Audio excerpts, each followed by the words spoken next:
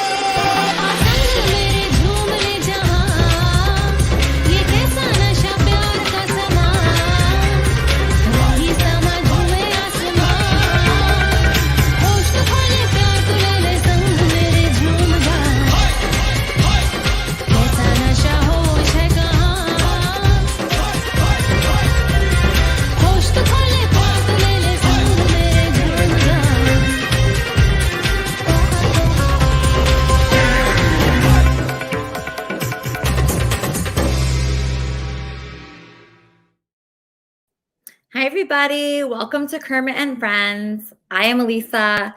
This is Fozzie, and Kermit is watching us from heaven. So this is going to be a jam-packed show. We have multiple guests and multiple surprises.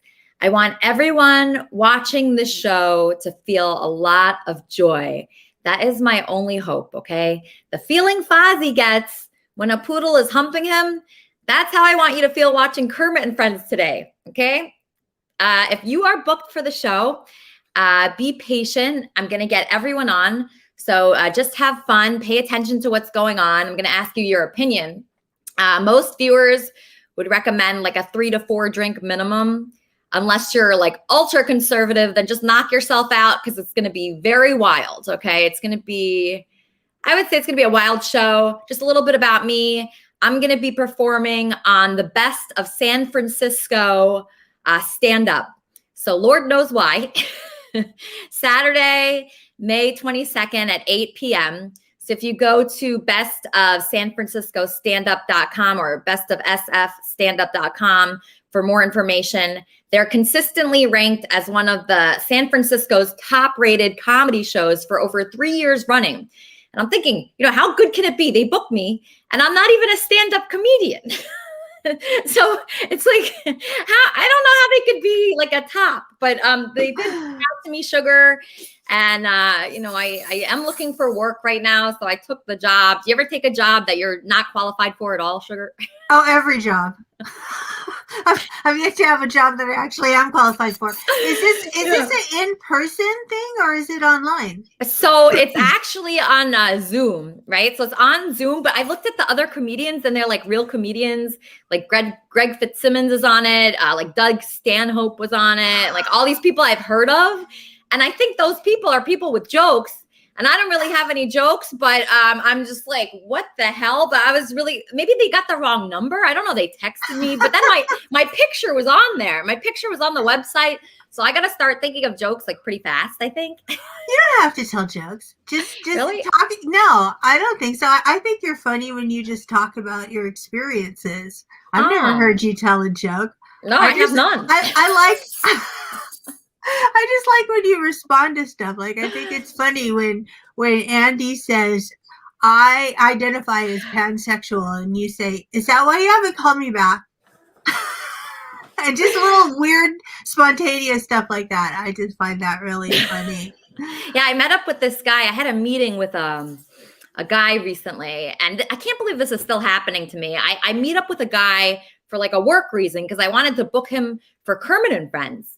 And he tells me he's I don't know why or how this came up, but he mentioned to me he's like polyamorous. And like, I just can't believe that this is still happening to me. I can understand why it happened to me when I was like 21, 22. But nowadays, it's so weird and shocking when that happens because it's more rare. So when somebody says something, I'm like, do you want me to be polyamorous? Like, do you want to include me? Because that means like a lot of people, I think. So am I one of them? So yeah, I mean, weird things still happen to me even after all these years. You would think that it calmed down, but it really hasn't. Yeah, this is an exciting show, Sugar. I think I told you I have some special guests, like unbelievable guests today. So, you know, we have Lizzie, who just got off InfoWars, the show InfoWars. She is saving the world. She's on Alex Jones. She's on all across the news. So she's going to be like up in like, I think like 20 minutes. I'm going to put her on. Before her is Flesh and Bone from Bone Thugs and Harmony. I mean, how cool is that? And that's amazing. I'm very excited about that. Yeah, so I love Bone Thugs and Harmony. Me too. And I want to hear what he has to say about like our little religion, because I bet he has an opinion about that.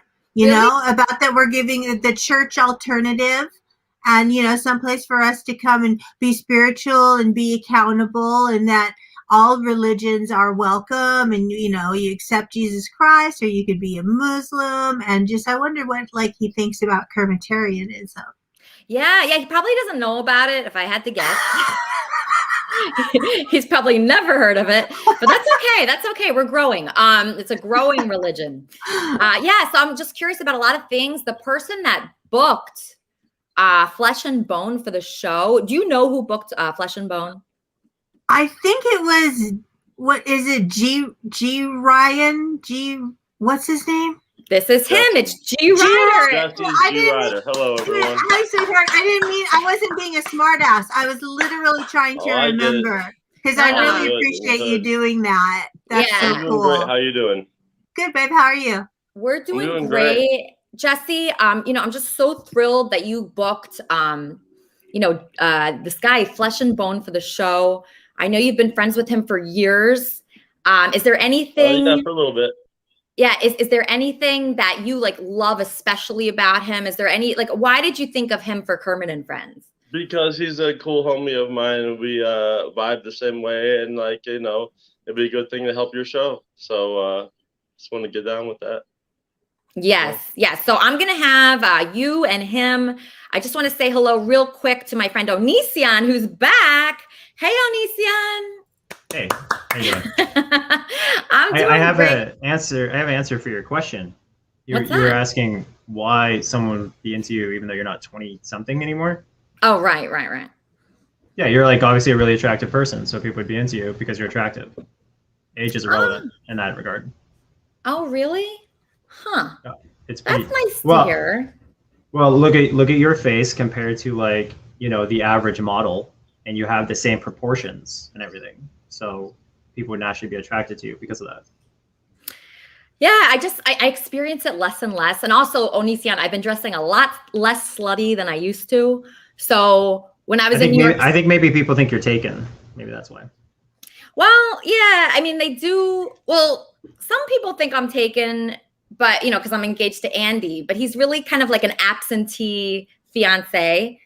Like he's been missing for like 3 days. And I don't know if that's normal for a fiance, but sometimes I just can't get a hold of him. And I just have to be okay with that. In fact, I went to the hospital like 3 nights ago because I had such intense anxiety and I was really scared. I thought I was having a heart attack. And I don't know if it's Andy related, but some people are telling me it might be because of my relationship. About that Unitarian church idea. That's what that is. Do you know about Unitarianism? Is that your religion? No, I don't have a religion. I'm agnostic, so I just am open-minded generally. That's like it's like pansexuality is kind of like the agnosticism of religion or sexuality or whatever. So it's like basically where you're open-minded and you basically go with whatever your spirit or your heart or whatever desires or makes the most sense to you, but you don't want to like lock yourself down to one thing because you don't know what life is going to throw at you. Unitarianism, I've actually been to that church before. As I understand, it's where basically every faith, every religion, whatever, is welcome there. They're all just there basically to hang out and, you know, be a community of people who want to be spiritual, but they don't want to be, you know, specific to one thing or one system of ideas necessarily. They're open-minded. So it's like the best concept of religion. Oh, okay. Because when I was researching you, I actually saw that you had a religion at one point. When I was 17, I wrote up a bunch of ideas about how we should protect the earth and how the only thing we should worship is the earth, because the earth is like essentially the ultimate dad or the ultimate mom that created us. We're all made of stars, quite literally. I just came up with those ideas when I was 17 and I just left it.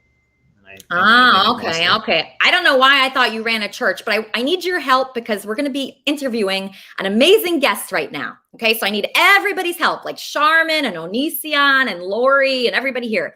Okay, so I'm going to read you a little bit about this guy. He was so nice on the phone.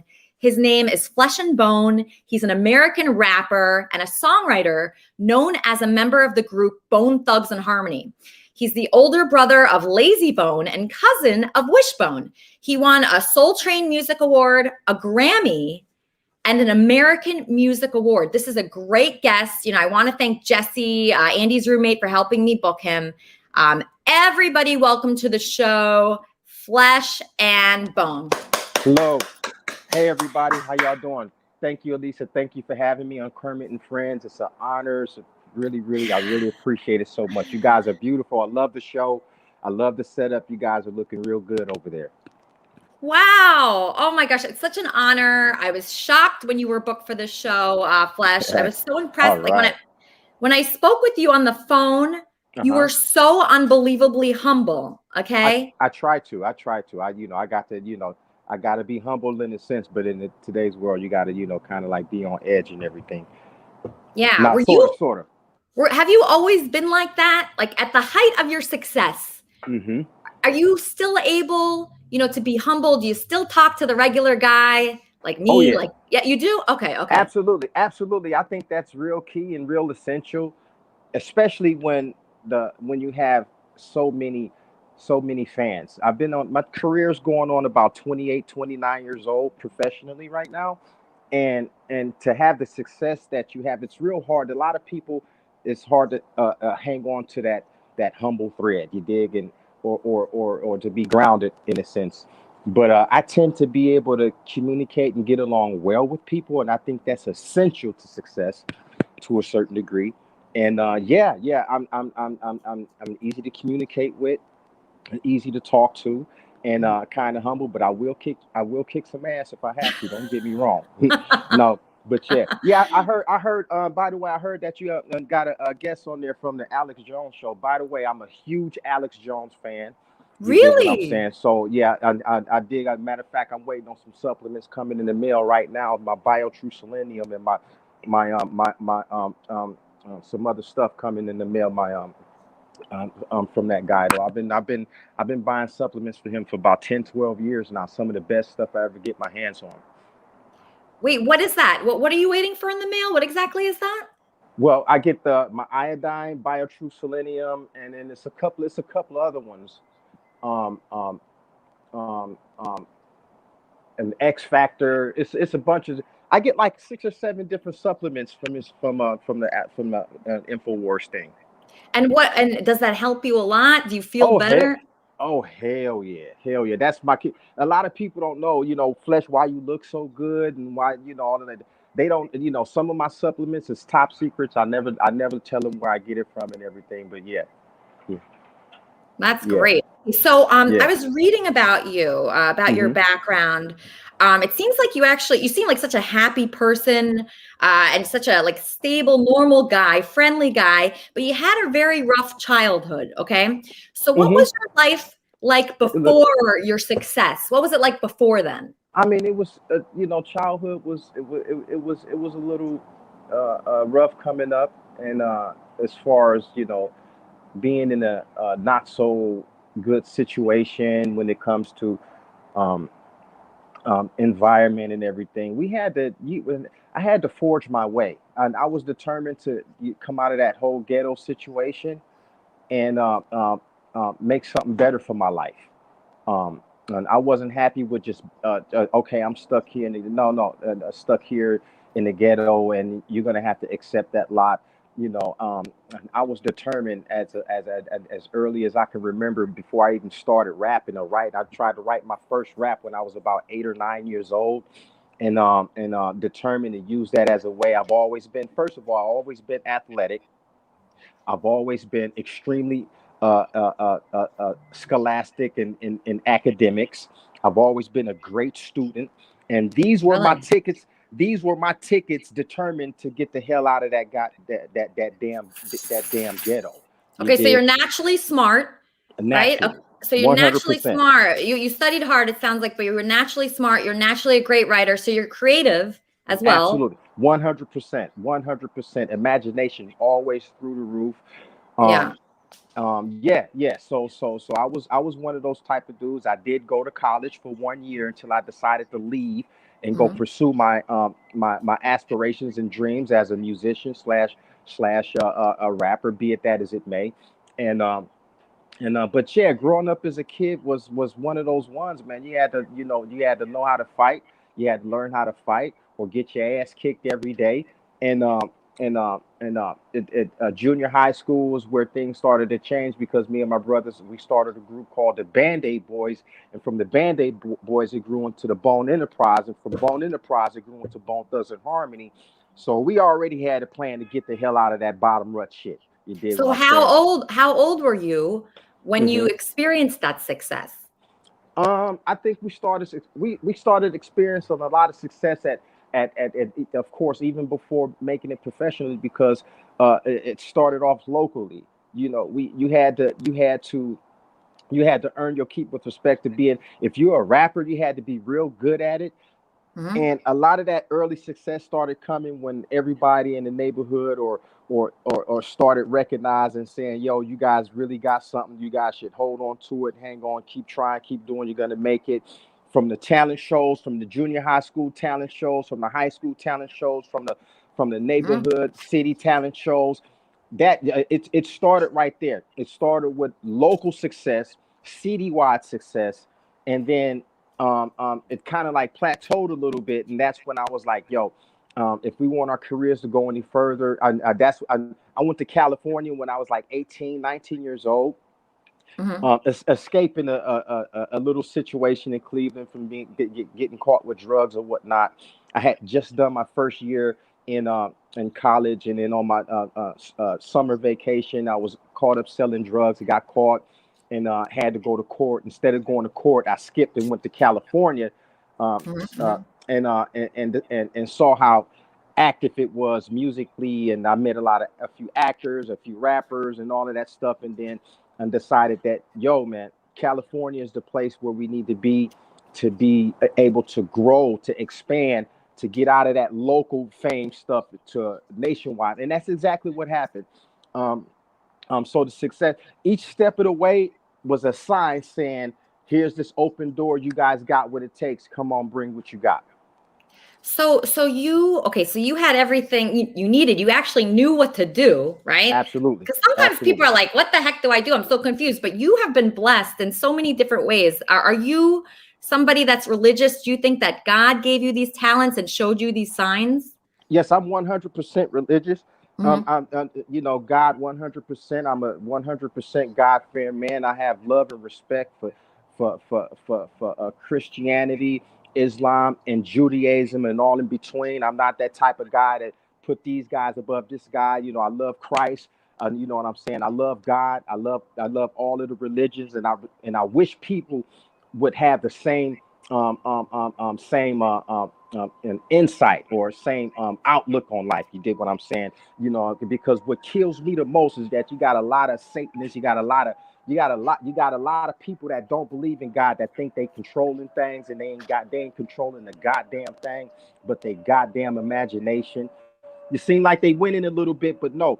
all, and I'm saying that to say, because I'm understanding what's going on in the world today, and these godless ass people that thinking they trying to destroy everybody's life, taking all the, those people don't believe in God. You dig what I'm saying? They don't believe in God, and they are not going to be successful in what they're trying to do to destroy people like you and I, people that work hard for their family to try to put food on the plate. You got these people telling you to don't go outside, to go outside, wear a mask, don't smile, don't breathe, don't be happy. See, these are godless people, and they are not gonna get too far. They're not. They already failed. And how you gonna take over God's world? You don't even believe in God. You're gonna take over His world, man. These are some dumb ass people. But yes. Okay, so I want to say one thing for those people. To make a long story short, yes, I do believe in God. I'm a great God-fearing man, and that's who I believe give me every ounce of success, every inspiration, motivation, every step of the way. He makes me more courageous every day to keep stomping and fighting for what I believe in. Right. Okay. So the people that don't believe in God. Those people. So, I look at someone like you. You're a good looking guy. You're talented. You're nice. You've had so much success. I mean, you have won awards that are just like, very few people have those awards. So I would think for you to believe in God, you would have to, because it's like, absolutely, God loves you so much in particular.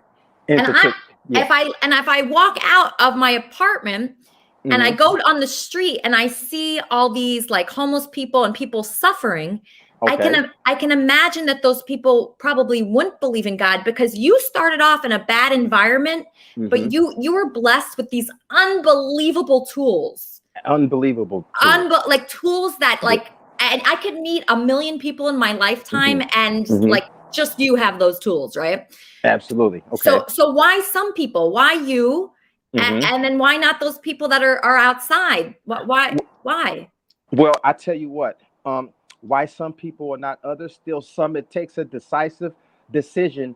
God gives you the ability to decide to make action. I believe that those people that are outside and everything, I believe that they may believe in God or they might not believe in God, but it takes a lot of action on your side. Okay, you can have faith in God, you can have faith in the prophets or the stars or the planets, but it takes a lot of effort. Once that faith needs works, that faith needs effort, that faith need to be that faith is like a seed that needs to be planted. If you don't plant it, then you won't see the fruits that come from it. So I believe that those people out there that are on the street or whatever the case may be, they may believe in God, but they need to take those extra steps in order they say if you take one step towards God, He's 2 steps closer to you. You see what I'm saying? So that type of situation or scenario, I may not be explaining it more articulate enough, but that's to some certain extent. You have to show some type of effort. You have to put up some type of energy. God created you to move around, to show energy. You dig what I'm saying? And all the decisive tools that your life need, and you have so many tools. You have so many godly tools at your disposal. You wouldn't know what to do with it. Wow. Okay. So I want to make a step towards God, and maybe the people out there do too. So my first step is my first step prayer. Okay. Would that be a good first step in your opinion? It is. Okay. Yeah. Yeah. That's a good step. Yeah. Okay. Yeah. So you want to take a first step towards God, a first step prayer. Okay. Yeah. So if I start praying, which I do pray, right? And I do see signs all the time. Absolutely. But I know there are people out there feeling very hopeless, indeed, and sad and scared. So sometimes when I have such bad anxiety all the time, pretty much, and when I try to talk to God, I want Him to like cure it for me. But sometimes I think, oh, maybe I need to, take more steps. Like, what can I do to prove to God that I'm worthy of blessings like that? Absolutely. I think I think definitely. Sometimes the feelings of despair, sadness, sometimes may be a little bit overwhelming. Yes. But at the same time, that's a challenge. That's a test. You're gonna be tested, and you're gonna be challenged 100%. Yeah, don't. And that anxiety. Come on, we are all human beings. If you, I don't care who it is or who, especially especially the people that believe in God, is gonna experience the most anxiety. Is gonna experience the most stress. And then you're gonna have to be able to really dig deep into yourself, and then those prayers, dear Lord, please give me the strength that I need in your holy name to overcome this anxiety. Those simple things like that, a simple prayer like that, dear Lord, give me what I need to overcome this illness or the sicknesses, or give me what I need to be able to succeed at X, Y, and Z. Just something that simple is the antidote to overcome that type of situation. So wait, quick, hold on 1 second, Flesh. Yeah, Kermit and Friends. I'm trying to get on your show. I know. I want you on because I definitely want you on. Because I know what you did today to me. What? I got 3 members of the cast of my reality show with me today. I got Josh Garay, Conrad Steinman. All right, quick. Okay. We're shooting the questionably real men of the Hamptons is the show called. The questionably real men. Are you going to put me and Flesh on this show? It sounds like a great show. Yeah, I need to get on there. I'm going to put you on the show. You can put us on your show. Yeah, quick. I lie all the time. I got the cast right here. All right, quick. As long as I have you on the phone, I have Flesh and Bone from Bone Thugs and Harmony. What's your question for him? Tell him Roy Foreman sends regards. Roy Foreman sends his regards to Flesh? Absolutely. Does he know the Bone Thugs guys? Yeah. Oh, Josh is the CEO of Scrapper. I guess we're supposed to meet with you guys. You know him? You know this guy? With Roy Foreman. How do they know each other? Mr. Roy Foreman. Yes, indeed, I do. Yeah. All right, I'm going to find out right now. George Foreman. Absolutely. Is that the grill? Is that a grill? That's the question. All right, quick. I'll get you on. I got to go. Bye. I'm sorry. That's a friend of yours? Yes, indeed. Roy. Yep, I know those guys. George, Roy, all those guys. Yes, indeed, I do know those guys. Yeah, Flesh. When you're famous, everybody knows you, right? sort of. Yeah. But right. I do know those guys. Yes, indeed. Okay. So let's take questions from fans. Is that okay? Absolutely. That's good. Let's do it. All right, let's bring up Lori. Lori the Muslim. There she is. Okay, Lori, you're on with Flesh and Bone from Bone Thugs and Harmony. Here he is. What's your question? I actually have no idea who he is. All right, Lori. No, that's all right. Forget it. Lori, what is that? You can't. She always. Ridiculous. Okay. Give her some homework. Tell her to go. Lori. Google. I didn't know he was going to be on. You didn't tell me, so I. No, it's okay, Lori. Go Google it. Just a little brief education. Bone Thugs and Harmony. It'll give you a little bit of education, and then maybe we can go from there. Hopefully. Yes. Actually, the saddest part about that is she's my wrap-up show host, and she should be Googling the whole show. She should be Googling. Let's bring up someone who definitely has a question. His name is Jesse. Jesse, you're on with your friend. What up? What's up, Jesse? Motherfucker? What's up, OG? I'm chilling in the trap house right now. What's up, buddy? I see. What's going on, man? Where's Andy, man? I don't know, man. Motherfuckers be fighting in the other room. I'm chilling in the motherfucker right now. We got the whole, here's Hollywood Hills, right behind me. We all chilling right now. Yeah, I got to come real as How you been, Flash? Man, I've been doing good, man. I've been working real hard, man. I've been in Miami. I've been. Hold on, no, people are yelling. See in the trap house. Sorry. Yeah. I shot 2 videos in one day yesterday and everything. Working my ass off, man. Working my ass off real hard. So I'll be over there at the trap house next time I hit the LA, man. I'll be over there. I cannot fucking wait, man, until we have to play tug of war with someone that fucking disrespects. You know what I mean? Yeah, okay. Wait, Flesh, you want to be in that trap house? Why do you want to go there? Oh yeah, I'll go check them out. I gotta go check out the homies. You feel what I'm saying? I gotta go. Really? I gotta go check out the trap house. Yeah. I can't believe you. So I avoid that trap All we house. drink up in here is the motherfucking trap water. You see that? That's what's up. Okay. That's what's up, man. I can't believe that Flesh would want to go there. Who's that? Someone's yelling on the balcony. Everyone wants to be on the fucking show, you know? Everybody can be on the show. They just have to wait their turn because a lot of people want to talk to Flesh right now. My homegirl Alex on though. She's my homie from like Washington. Okay. I'm gonna put everybody on. So everybody Jesse, just stay there. So everybody that wants to be on will get a chance with Flesh. Okay. I'm just telling you that. Like, so nobody get mad or upset or crying at me. Okay. Because everybody's gonna get a chance. It's just really, really booked right now. Okay. Okay, so that was Jesse. You want to go to the trap house? Unknown reason. Unknown. Yeah. Those guys are off the hook. Ton of fun. Yes, yeah. Okay, let's take another question. Onision. This is a great guy. This is Onision, a friend of the show. What's up, Onision? The YouTube star. Onision, you're on with Flesh and Bone. Hi. Indeed. Hi, Onision. So you were. Nice to meet you. You were talking about these godless people in the masks. I was hoping you could elaborate on that because that was really interesting, and I wanted to know like what's going on in your world where you saw godless people in association with masks.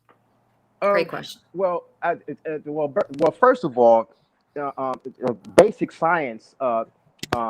Basic science proves, the mask for one. I attribute godlessness to them because first of all.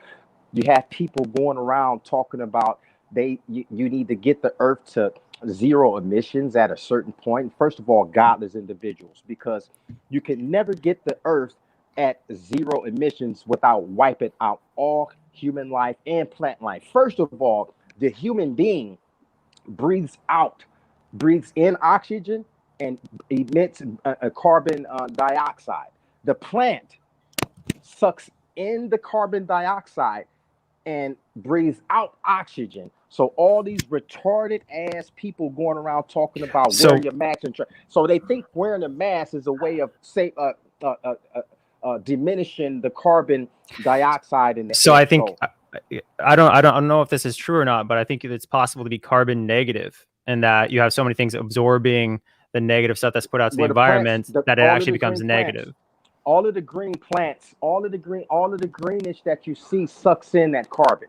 The green plants cannot breathe without that carbon. It sucks. Right. So if people are trying to be like carbon neutral, or they're trying not to, emit any carbon, you just have so many plants. That's impossible. So you have so many plants, and you have so much of us, exhaling that carbon or whatever, or getting rid of that methane with our farts or whatever. You have so many plants and so many natural elements absorbing that, which eventually gets you to carbon zero, right? I'm not sure if I follow you. So you're saying it's like throwing water. It's like throwing water on a fire, right? So there's a fire burning, and so you dump a bunch of water on it, and eventually there's no fire. So okay, but in my opinion, carbon is not a poison. Carbon monoxide is a poison. Too much can be bad. No, carbon monoxide, poison. Carbon dioxide, food for the plants. Right. So you need a lot of plants to absorb that, but plants don't rely solely on it, do they? I would think that they rely on the sun and the nutrients in the dirt, stuff like that. And yes, indeed, of course. So it takes so how can you attack one source thinking that it's a detriment to the planet? Too much is. I think too much sun is a detriment. Too much water is a detriment. Too much of anything. Too much alcohol. Too much dope is a detriment. You dig what I'm saying? I think too many plants probably isn't a thing. No, but if you want to get to like carbon neutral or whatever, that just means that you're not adding to the problem. If you have an enormous amount of bad pollutants in the environment, that can create a lot of death for both animals, humans, plants, whatever. So you have a bunch of plants counteracting that, and you eventually get to carbon negative or whatever, and then boom, problem solved. So that's maybe why they want carbon zero. Like there's still going to be the emissions of vehicles and all that stuff, but if there's enough stuff to absorb it and maybe a lower amount going out, you're good. Well, yeah, I think that's what they're talking about. Well, ultimately, I think these people are dangerous, and I don't think that these people should be dictating how other people should be living their life. I think people should be free. And once you become an adult, you should be able to act like an adult and understand how to be responsible and accountable on how you treat the planet, treat other people, and treat people around you, and treat the animals around you. As an adult, you should be free to be able to do what you want to do and what you're pleased to, whatever you want to do, as long as you're not being a nuisance to the planet. So people telling me what to do, as in I'm a grown ass man. I don't need nobody telling me to wear no goddamn diaper mask. I don't need nobody. I don't need nobody telling me how much gas or how far I can drive or how fast I can drive my car or what private jet that I can get on. I don't play that. I'm not here for somebody thinking they superior to me, telling me what the F to do in my life. I'm not with it. People like me ain't having it. They can kick rocks. We not standing for it. And we're not playing that game. We're the people like me, we're not playing that game. We're not being told what to do. It's not gonna work around here. I'm sorry, buddy. I'm sorry. Okay, so I have a question about that. Have you run into problems with this stance? Because I've seen videos of people getting into fights, at Target and Walmart and everywhere. Well, what happens when you refuse to wear the mask? What happens to you? Well, you can refuse, you could say no, or whatnot. But certain businesses and facilities and whatnot, to a certain degree, have a right to decide to say if they want the people in their establishment to wear a mask. Then if you want to be in their establishment, but it's not like that everywhere. If you don't want to wear the mask, then go to the places where you don't have to wear a mask. If you want to go to the grocery store, certain grocery stores, that I've been to, they don't require it. Some grocery stores do require it. So it's up to the business owner to a certain degree to decide whether or not, because certain counties, certain states got rid of the mask mandate, which is good. Right. I'd rather live in a state where there are no mask mandates, which is I prefer not to. But I have been in places and that require the mask. I have been in these places. Sometimes if I want to wear a mask, if I don't feel like being arguing today, then I'll wear the mask. If I feel like I ain't playing no games today, sometimes I'll walk up in your joint without a mask on. You tell me to wear it, and I'll tell you, screw off, leave me the fuck alone. Yeah. I'm here to do X, Y, Z and get out of here. But I'm not here for the conference. Look, it's been over a year. The scam is up, okay? The shit is look, the virus is real. It got a lot of old people sick. Health deficient or whatever the case may be, sicknesses or whatever. The goddamn jig is up. Enough is enough, okay? Yeah. Leave people alone. You dig what I'm saying? Let people get back to their life, okay? Leave these people alone. First of all, I'm a red-blooded American, okay? I'm a patriot. I love my country. I don't got nowhere else to go. I don't have nowhere else to go. You dig? This is the only country I got, okay? This is the country that my children is growing up in, and they're gonna be free. I don't care what these people are talking about, these globalists talking about resets and all that. Fuck your reset. Fuck your globalism. It's coming from me. You dig what I'm saying? My children is growing up in this world, and they're gonna grow up in a free country, okay? Wow, I love your passion about all these things. You're so passionate. Mm-hmm. Amazing. Absolutely amazing. Oh, I love that spirit that you have. Okay, so let's take more questions, I think, right? Charmin. Here's Charmin actually ran for president. Oh. Yeah. And she's really Charmin. Smart. She has books. She's just a brilliant person. Charmin, do you have a question for our friend here, Flesh? Hi, Charmin.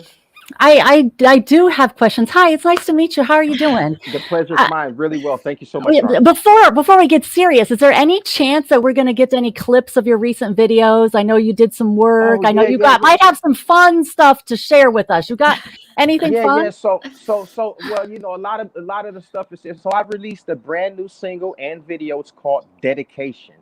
and the song is dedicated to the loved ones. 2020 was such a rough year. A lot of people lost a lot of loved ones and whatnot. And then it's also dedicated to the people that have lost careers, lost businesses, lost jobs, lost everything, lost homes, and still struggling and still making it. And they still here and they still surviving.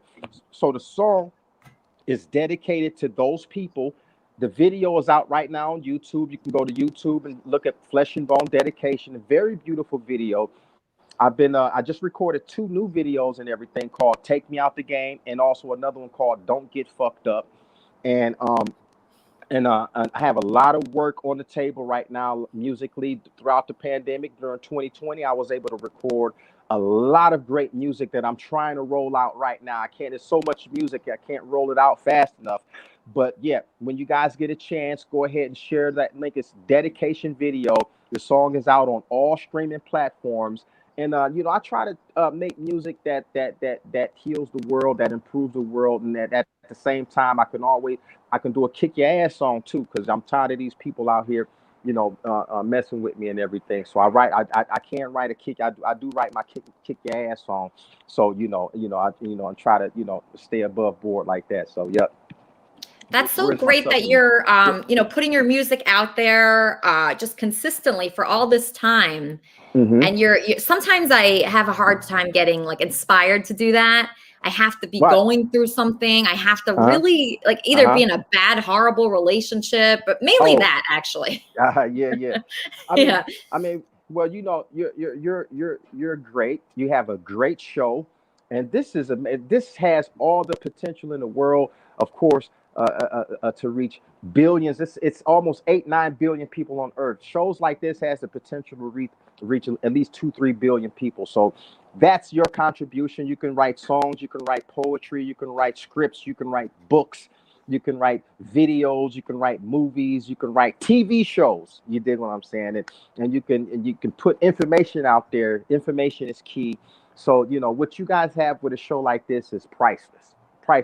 Oh my gosh. That's the best thing ever. Thank you for saying that. We have a caller, Kermit and Friends. Okay. Oh, wait, hold on. It's really quiet. Hold on 1 second. Decline that call. Okay. Sorry. Kermit and Friends. Hey, Lisa, it's Gonzo. Hey, Gonzo. Hey, I've been rapping lately, and I wanted to know if I can audition for Flesh and Bones. Wow. Okay. Of course. Yes. I'm sure he'd love that. Go ahead, Gonzo. Okay. Go ahead. Go for it. Are you ready? We're ready. Motherfucking beers go. Motherfuckers no. Around train. Motherfuckers go and say boom. Out. Would you still be encouraging to someone like that, Flesh? I think so. He's crazy enough to do that. Because you got to be crazy, right? You have to be crazy. To go for something. Yeah. And that's interesting. It takes a lot. That was funny. That was hilarious. Yeah. And you gotta love people like that, man. It makes the world go round. It's not enough happiness and joy in the world and everything. We need to get back to smiling. Hey, what's up, everyone? So Jessie keeps texting me saying enough of this. She's not here, Jessie. I would love to put her on. Nope. I'm getting all these texts from Jessie. I sent her the link. Yeah, I know. Okay. So did I. She's watching, but she didn't log on. My friend Alex Gibson. Oh. I wanted her to get on, do a little bit of thing, Okay. She will. Don't worry, Jessie. Everybody in the trap house is knocking on my goddamn door, wanting trap shit from me. I'm like, what's up with that? Oh, okay.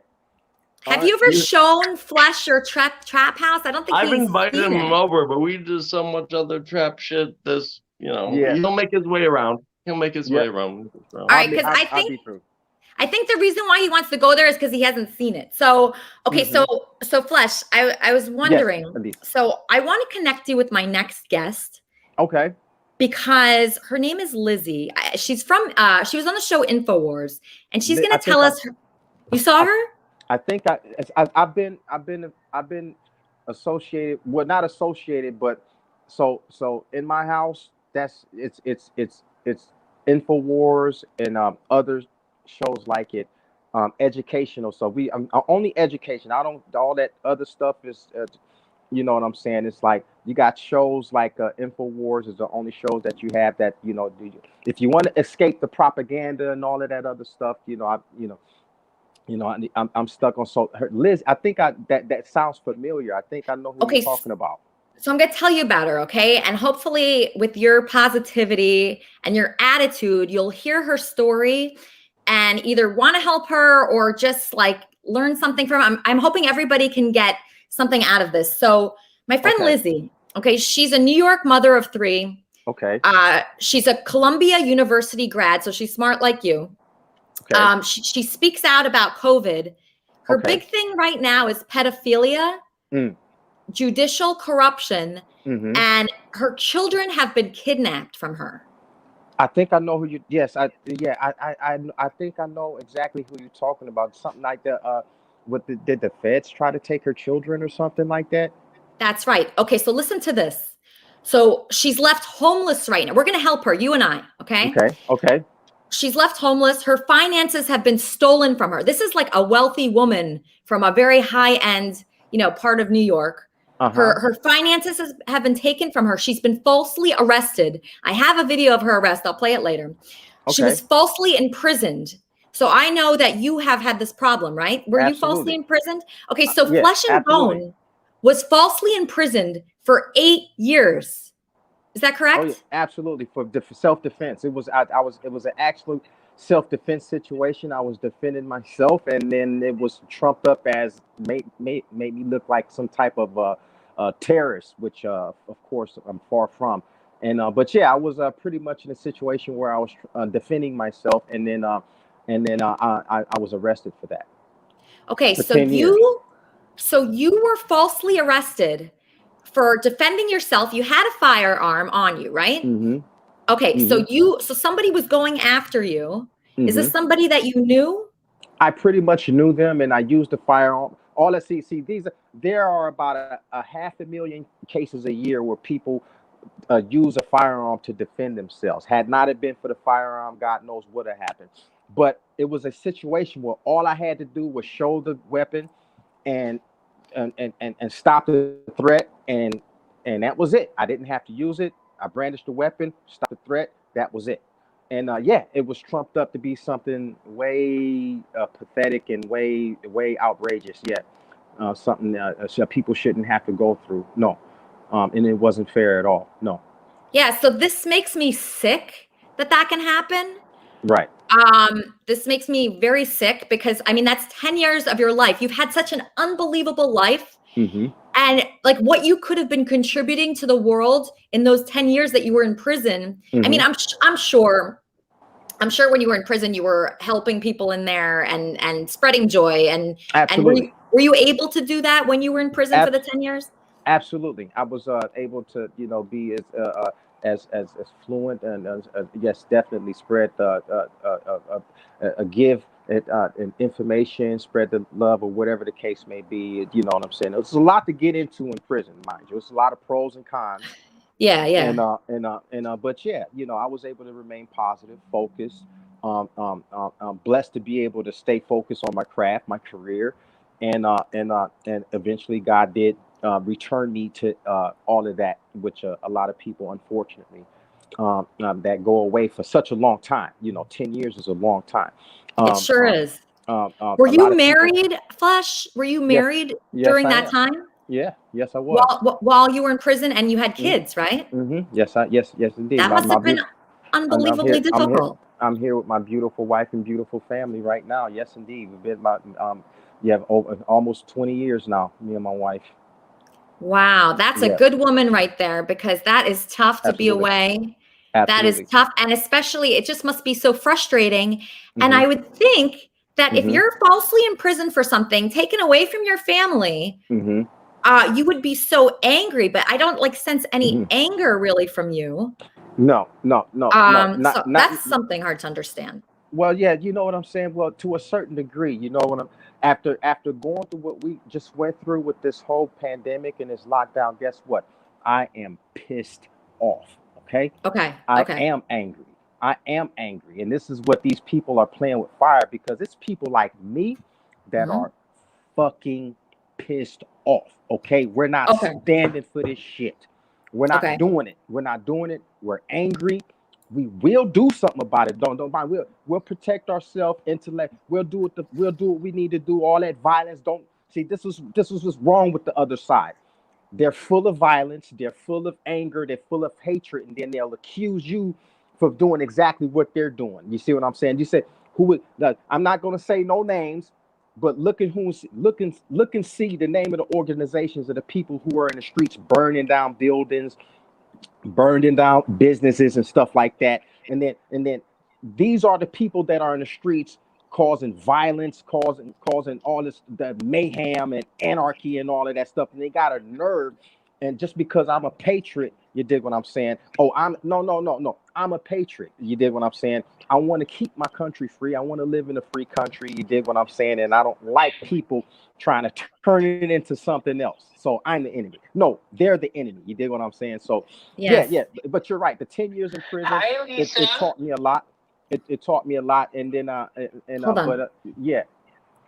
Sorry. Okay, I'm getting a call. Yes, Kermit and Friends. Hi, Lisa. How are you? It's Barry Boss. Oh my gosh, Barry, I'm a little busy right now. I'm talking to Flesh and Bone. I'm about to bring on Lizzie, the star of InfoWars, and he's going to help me, I think, because I'm getting ready to talk to Lizzie from InfoWars. Yeah, Lizzie from InfoWars. So, Barry, what's up? Do you have a question for Bone Thugs and Harmony, Flesh? Can you heat that up for me? I just want to say hello. If I know what to do, I don't know what to tell you. It's like you're too busy for Barry Boss these days. It's like becoming, I need you a star. And it's like, I blew your shit up along with Quig, and now you're too busy for both of us. I'm not too busy. You guys are just late. Like, if you're late, you're not going to be able to get in the show. And I'm just sorry. That's just the truth. And I love you both. I love you and I love Quig. But, I have a very famous guy here that's really nice. And a lot of people want to talk to him. And a lot of people want to talk to Lizzie, too. And so it's hard for me to accommodate everybody. What happened to Alex? Whatever his name is from InfoWars. Alex Jones? Well, I'm going to ask her about that. I'm going to ask her about Alex Jones. But call me back later, okay, buddy? Love you. Okay. All right. I love everybody that's trying to call and get on the show right now. And I do not want anybody to feel like slighted by me. Okay. And I just want to say to people that have something to say that you're all going to get a chance. But if you have something to say, you could write it in the chat, or there's going to be a wrap-up show after this show where everybody's going to be talking about Flesh. Everybody's going to be talking about Onision and Lizzie. Yeah. Okay, so let's talk to Lizzie. This is Lizzie. She is a great person. She was just on InfoWars and actually a lot of other shows. And she's an incredible story. She's going to tell us her story right now. Awesome. This is an unbelievable story. She's been kidnapped. She's been wrongfully arrested. Her life has been torn apart, all her money taken away from her. Okay, this is not fair, and we're going to help her. So if you're watching Kermit and Friends and you can help, please reach out to me. It's very easy to reach out to me, and we're going to help our friend Lizzie. Here's Lizzie. Hey, how are you? Great, Lizzie. Preach, Hi. Man. I love how you're talking about deliberate intention. You're talking about faith. You're talking about sovereignty. You're talking about being a good patriot and accountability. Absolutely. Those are all my things, man. And those are all my things too. And by the way, I know who you are, Lizzie. It's great to meet you. I've seen you on InfoWars. I've watched you, and I'm a big follower of that type of material and stuff like that. It's great to meet you. How are you? Thank you. Well, I finally, after 11 months, was able to get into a home. And then after my show was on InfoWars, there was a random house fire in the middle of the night in my rental home. Yep. Oh, no, that's sorry to hear that. And so then I'm homeless now again. Wow. So that's why I'm in like random clothes, because most of my clothes were smoke damaged and I'm trying to clean them now. Wow. So Lizzie, that fire, I mean, that's just such a weird time. Yeah.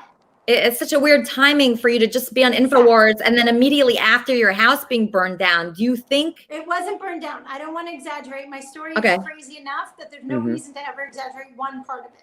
But what happened was in the middle of the night, there was a fire in the walls. It turns wow. out they're saying it was Electrical started fire. from the HVAC system. The Oh. HVAC guys happened to be here 2 or 3 days earlier. Listen, could it all be coincidental? Of course. It's just a cluster. But anyways, so I'm doing as well. You know, you got to stay positive. You got to, every single Yes, you time do. they hit you, you got to get back up. Yeah, you have to. You're very resilient. You're very resilient. You have to be resilient. Indeed. Thank you.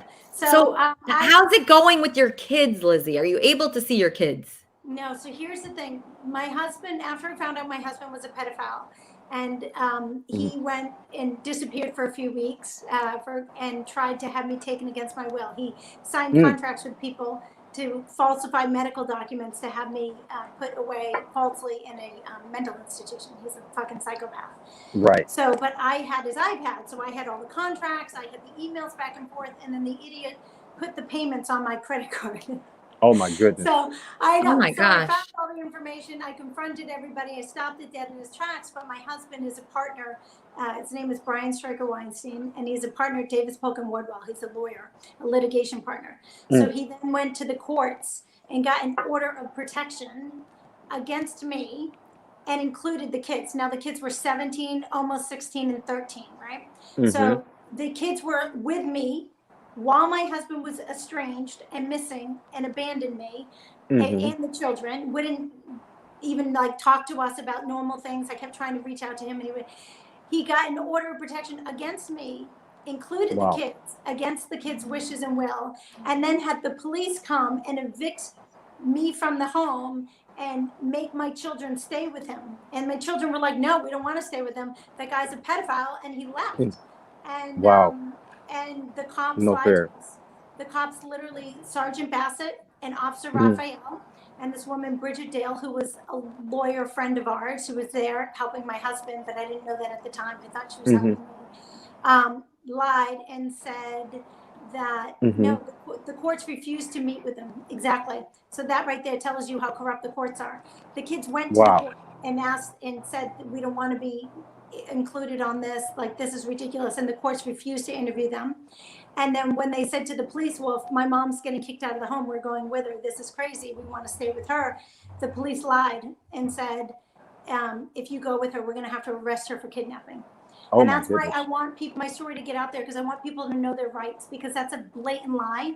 And if my kids got in the car with me and we left, we wouldn't be here this day.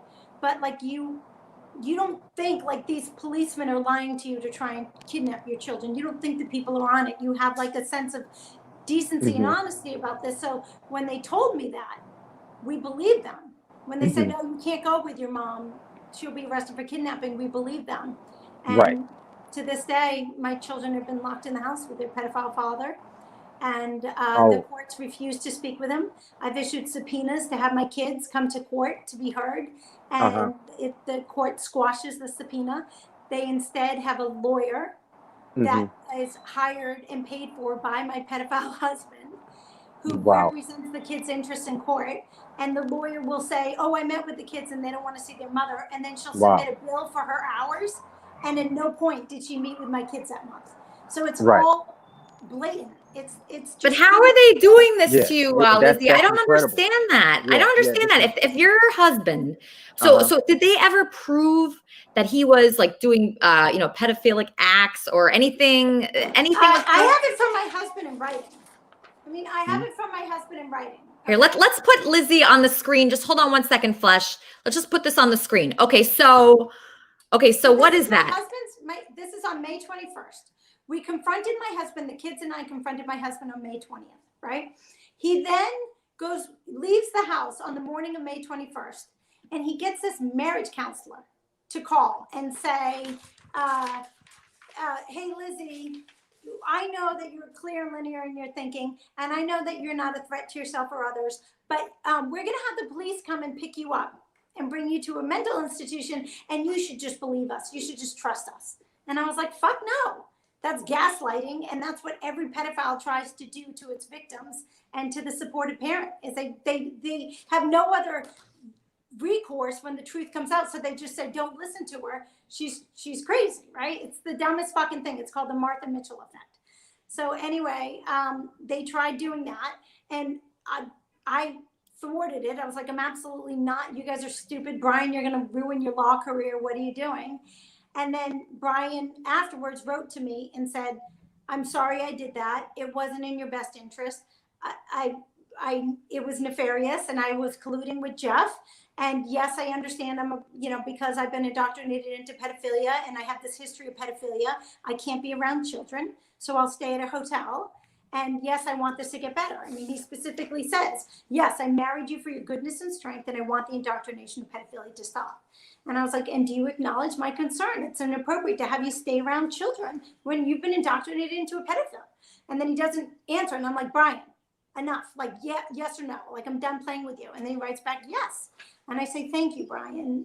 That is brave of you. You're showing me your goodness. At this point, I understood my husband had a lifelong history with pedophilia.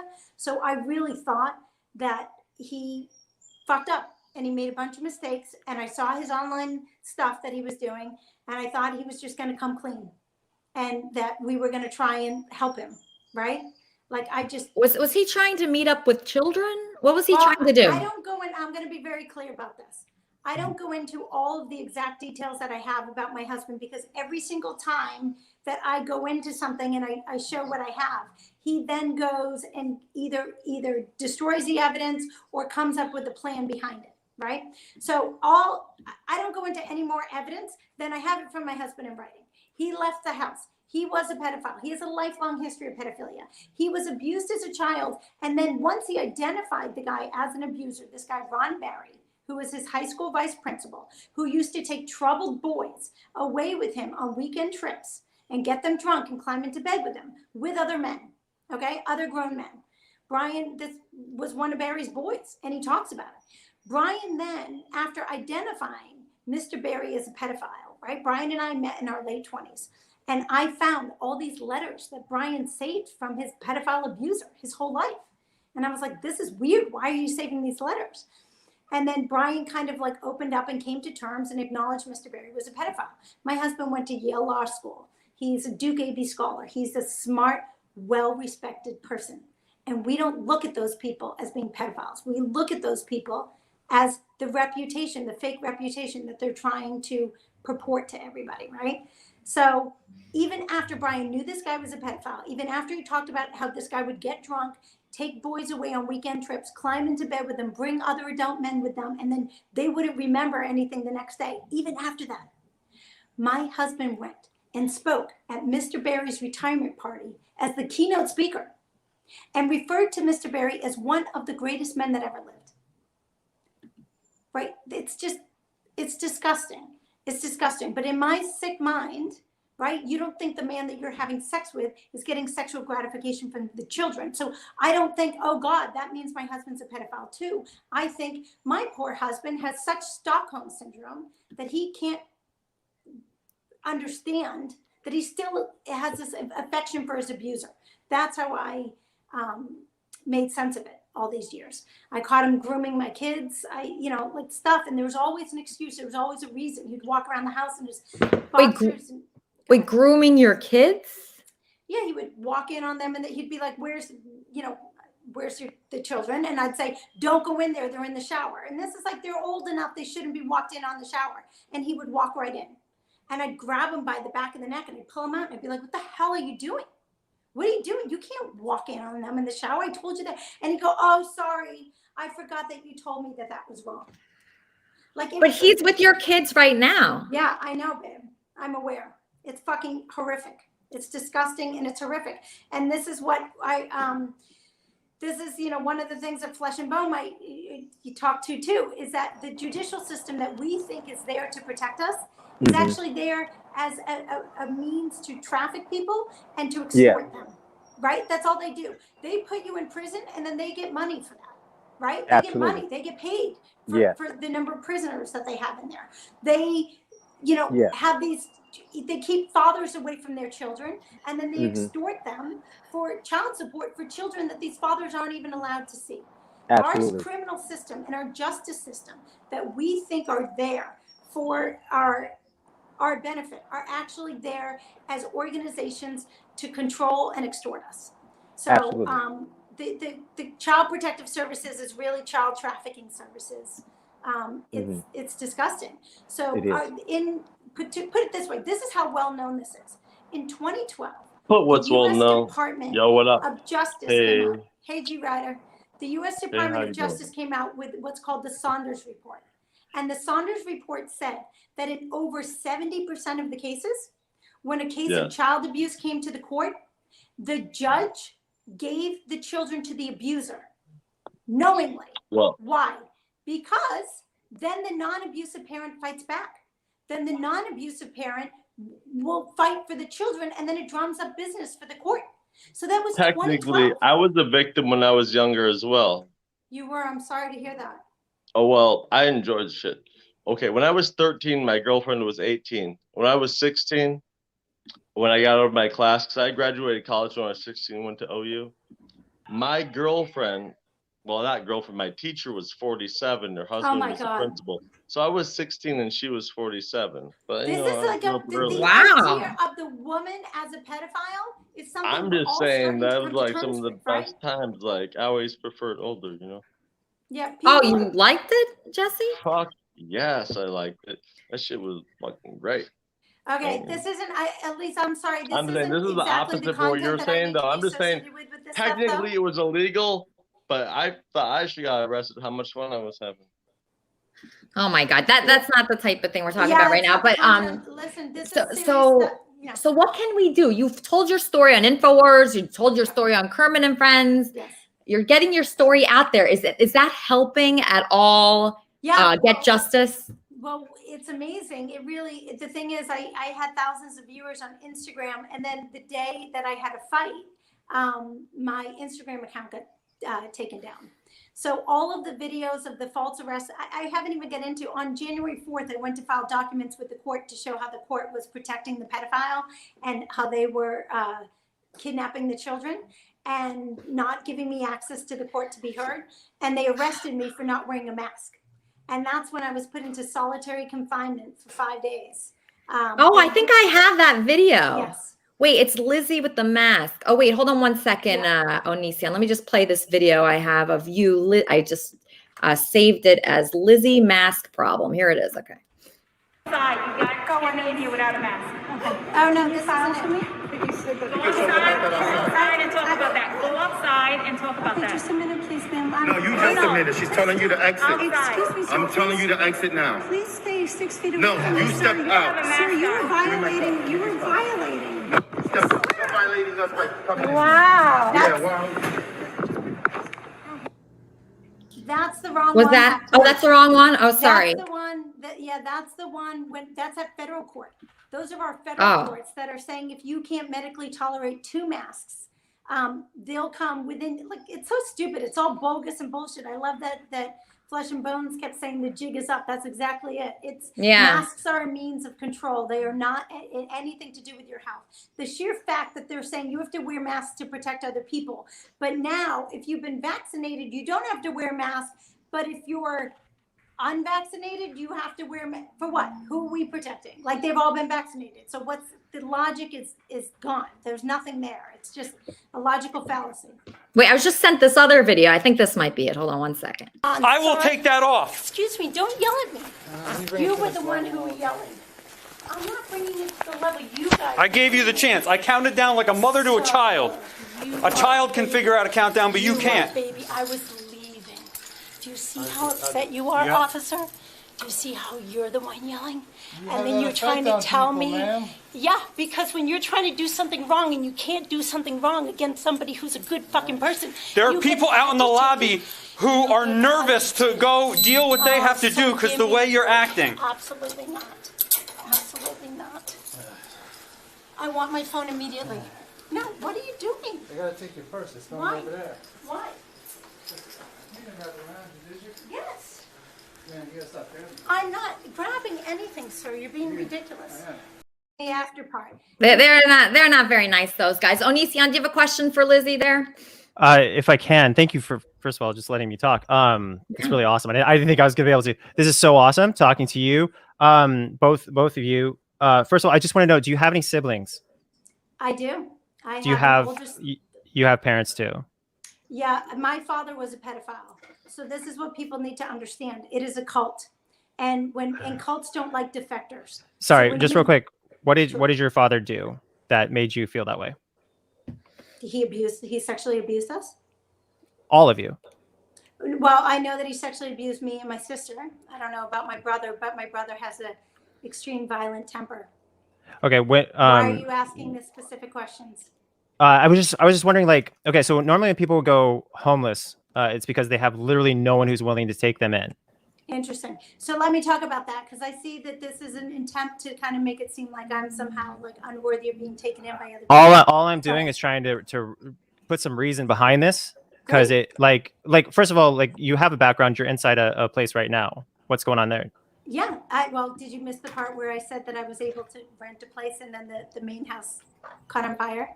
So that's the guest house. And she's in a guest house. I'm not in the guest I house. heard earlier in the stream that you're very wealthy too. Is that true?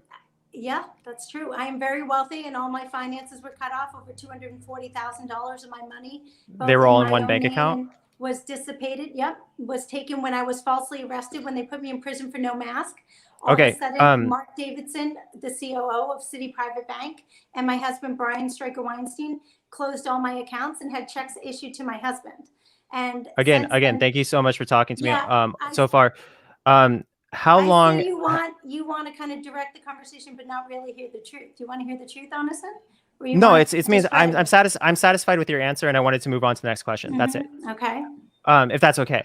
I was just wondering, how long has the thing with the courts and the police and everything? How long? Like, when did that start? Yeah, the first issue. That's a good question. That first started. My husband left the house on May 21st. And it's important to note that he was the one that first brought the police and 2020 the DSS into it. I'm sorry? 2020. It'll be 2020. Yeah, it'll be a year this month. Okay. Have your kids ever had a chance to speak in court? No, the courts won't hear from them directly. The court prevents them from being heard from, which is right there. That's the most egregious sign to say that the courts are in on it. Because a 17-year-old kid, like, it's ridiculous. And that started from the very beginning. On June 5th, my children went to the court themselves and said, like, why are you including us on an order of protection? My father's a pedophile. He left weeks ago after we talked about his pedophilia. We don't want to go with him. We're safe with our mom. And what's interesting is DSS was in our house because of the pedophilia investigation. And so it's on record that the children do you have anything other than hearsay? Like any like, do you have like tweets? Do you have tweets from? How you're trying to discredit me in that I'm way. not trying to. I'm just asking. I'm just asking because anyone can say anything. Anyone can say anything online, and lots of people. I'm not giving you any hearsay. I have exactly. Well, hearsay is where you say something without proof. Exactly, honest, and I've not said one thing without proof. I can show you the court transcripts. That's why I asked. Everything, yeah, and it was all on my Facebook, honest. And so once again, I want people to see this, because this is exactly what they do. They get these other people to come in and insert little doubts. I'm not doing anything. I was just asking questions. I know why this is happening, you guys. I know why this is happening. So Onision. All the video, everything that I said. I was asking if you had any proof. That's all. Look at how red you're getting. You're so embarrassed. People love when I call them out and they get caught. No, I was just asking for proof. Hearsay. I was just asking for any proof. It's all on Facebook. All right, just a real quick psychology thing. Just a real quick. One more thing to try and insert doubt. Go ahead, honestly. No, this is the next thing. This is the next thing. Yeah. Moving on. Yeah. Okay. So in those pathetic right now, by the way. There's no hearsay. All the evidence is there, including police records, videos of the arrest. I love talking to you. This is so great. With the courts turn down the subpoenas. You look really bad about this, but go ahead. Okay. You're so embarrassed. Look at how red you are. See, that's what happens. Yeah, it's embarrassment. Sure. No. Okay. So I noticed that in those videos, when you're talking to people who had to go through extensive training to get the positions that they had, the people who have checks and balances and so forth. No, can you? No. I'm just saying. I noticed that like 99.9% of the rest of society isn't having problems with those individuals Like, for instance, if I was hold on, let me tell you, when I was a kid, when I was a this show to try and discredit me, but this I'm guy's not trying to do. I'm just trying to help you with something. How cops are so amazing, and why No, they're not. the only one No, they're not having all this amazing. Some cops are really messed up. Some cops are really messed up. Honestly, No. I'm done talking to you about this stuff. You're really pathetic with So your Lizzie, the I think you would like Onision. I think you would like him if you just knew where he was coming from. I actually know. No, let me explain. I can spot it a mile away. No, I don't think you know about him. He was falsely accused, Lizzie. Lizzie, Oh yeah, no. He was falsely accused. He's coming from a place. No, Elisa, listen to me. I appreciate you for trying to have an audience. But Hey, it's okay. You can cut me out. It's fine. She doesn't want me. Insert doubt as to the evidence that's on the case. Once the Instagram got cut down, so thousands of people were going on that and seeing all the evidence, and not the same number of people aren't logged on to Facebook, but everything's there. Yeah, but there are millions of Democrats and there are using millions this of segment. Republicans. You know, popularity means nothing. Using this segment as a chance to try and insert doubt, Elisa, and I can't say I know that Onison's doing it, and I have to say if you're having the platform for it, I have to question whether or not that was your intent. No, okay, so let me just say one thing. So you know how you're coming from a place of hurt right now, like no, you're. I'm not coming from a You're place not? of hurt. I'm coming from a place of knowledge and strength. I know when somebody's trying to gaslight other people. I know when Or you think somebody's trying to Onision's a insert doubt into a gaslighter? story. I know when somebody's trying to insert doubt and lay plausible deniability to try and give a pedophile and courts a chance at their egregious actions and say that some of this is unreasonable and that I'm not a credible person and what I'm saying is hearsay. So if you want to use your platform for that, Elisa, you go ahead and do it. But don't blame me for spotting it a mile away. I've been a victim of incredible gaslighting. That's the one thing. My husband is the best at this, the best. He's amazing at it. Why? Because he knows how to mix the love in with the arsenic. So it's not bad all the time. He knows how to give it love and arsenic, right? But I can see their fucking things. Do you see the way he turned bright red? He knows what he's doing is wrong. He knows he's trying to lay plausible deniability. I've got no fucking time for this kind of stuff. I actually have 3 briefs that I have to write. And I came on the show because I was hoping to really have an interesting discussion where people could educate themselves about the human rights atrocities that are going on right now and about how our judicial system is so corrupt and it's being used as a system by which to create tyranny. Judges aren't accountable for any of their actions. I've been imprisoned. I've been poisoned. I've been taken against my will, my money closed, and I've never been allowed a day in court. I've never been proven guilty of one thing. I'm not even allowed to defend myself. So if your your viewers want to learn about that and educate themselves about that, that's one thing.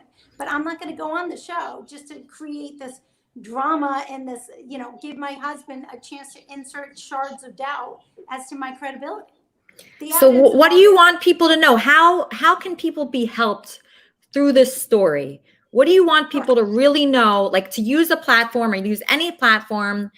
Like what do you want people to take from this? Sure. What I want people to know is first and foremost, this isn't just my story. People getting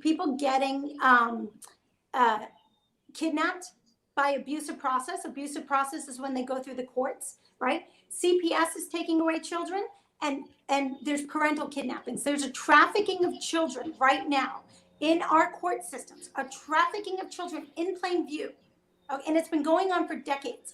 But because of COVID and having this COVID confusion, it's happening at a fever pitch, okay? So children, and it's happening, the kidnappings are happening by the police, the kidnappings are happening by hospitals, and the kidnappings are happening by judicial order, okay? It's happening all throughout the world. Go do a little research and understand that this isn't messing around anymore. These people are here and they're trying to take over humanistic control. It started with a mask, and that gets to see who's compliant and who isn't.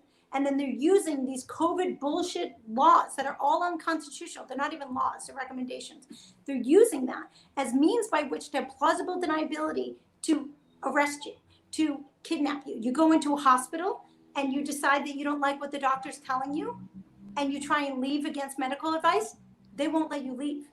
Go do your research. There's kidnappings in Europe. There's kidnappings in Canada. There's kidnappings in New York. There's kidnappings in California. It's happening all over the world. People need to educate themselves about this and understand that this is all about humanistic control. And you either stand up and you fight against it, or you can comply. So it's more about people educating and helping themselves. Hi, Charmin. Hey, how I would like to ask you how you are, but you're tough as a box of nails if I ever saw it.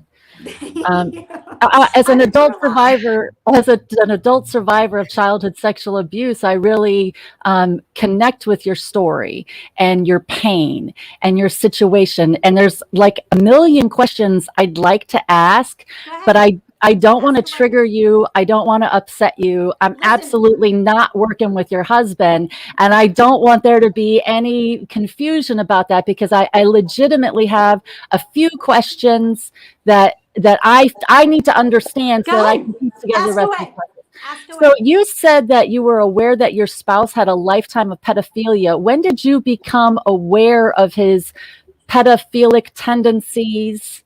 When did I stop seeing him as a victim and start realizing that he was actually an abuser? Yes. Yeah. That was in May of 2020. It all happened quickly. When did you realized it? I confronted him about it. When did you meet?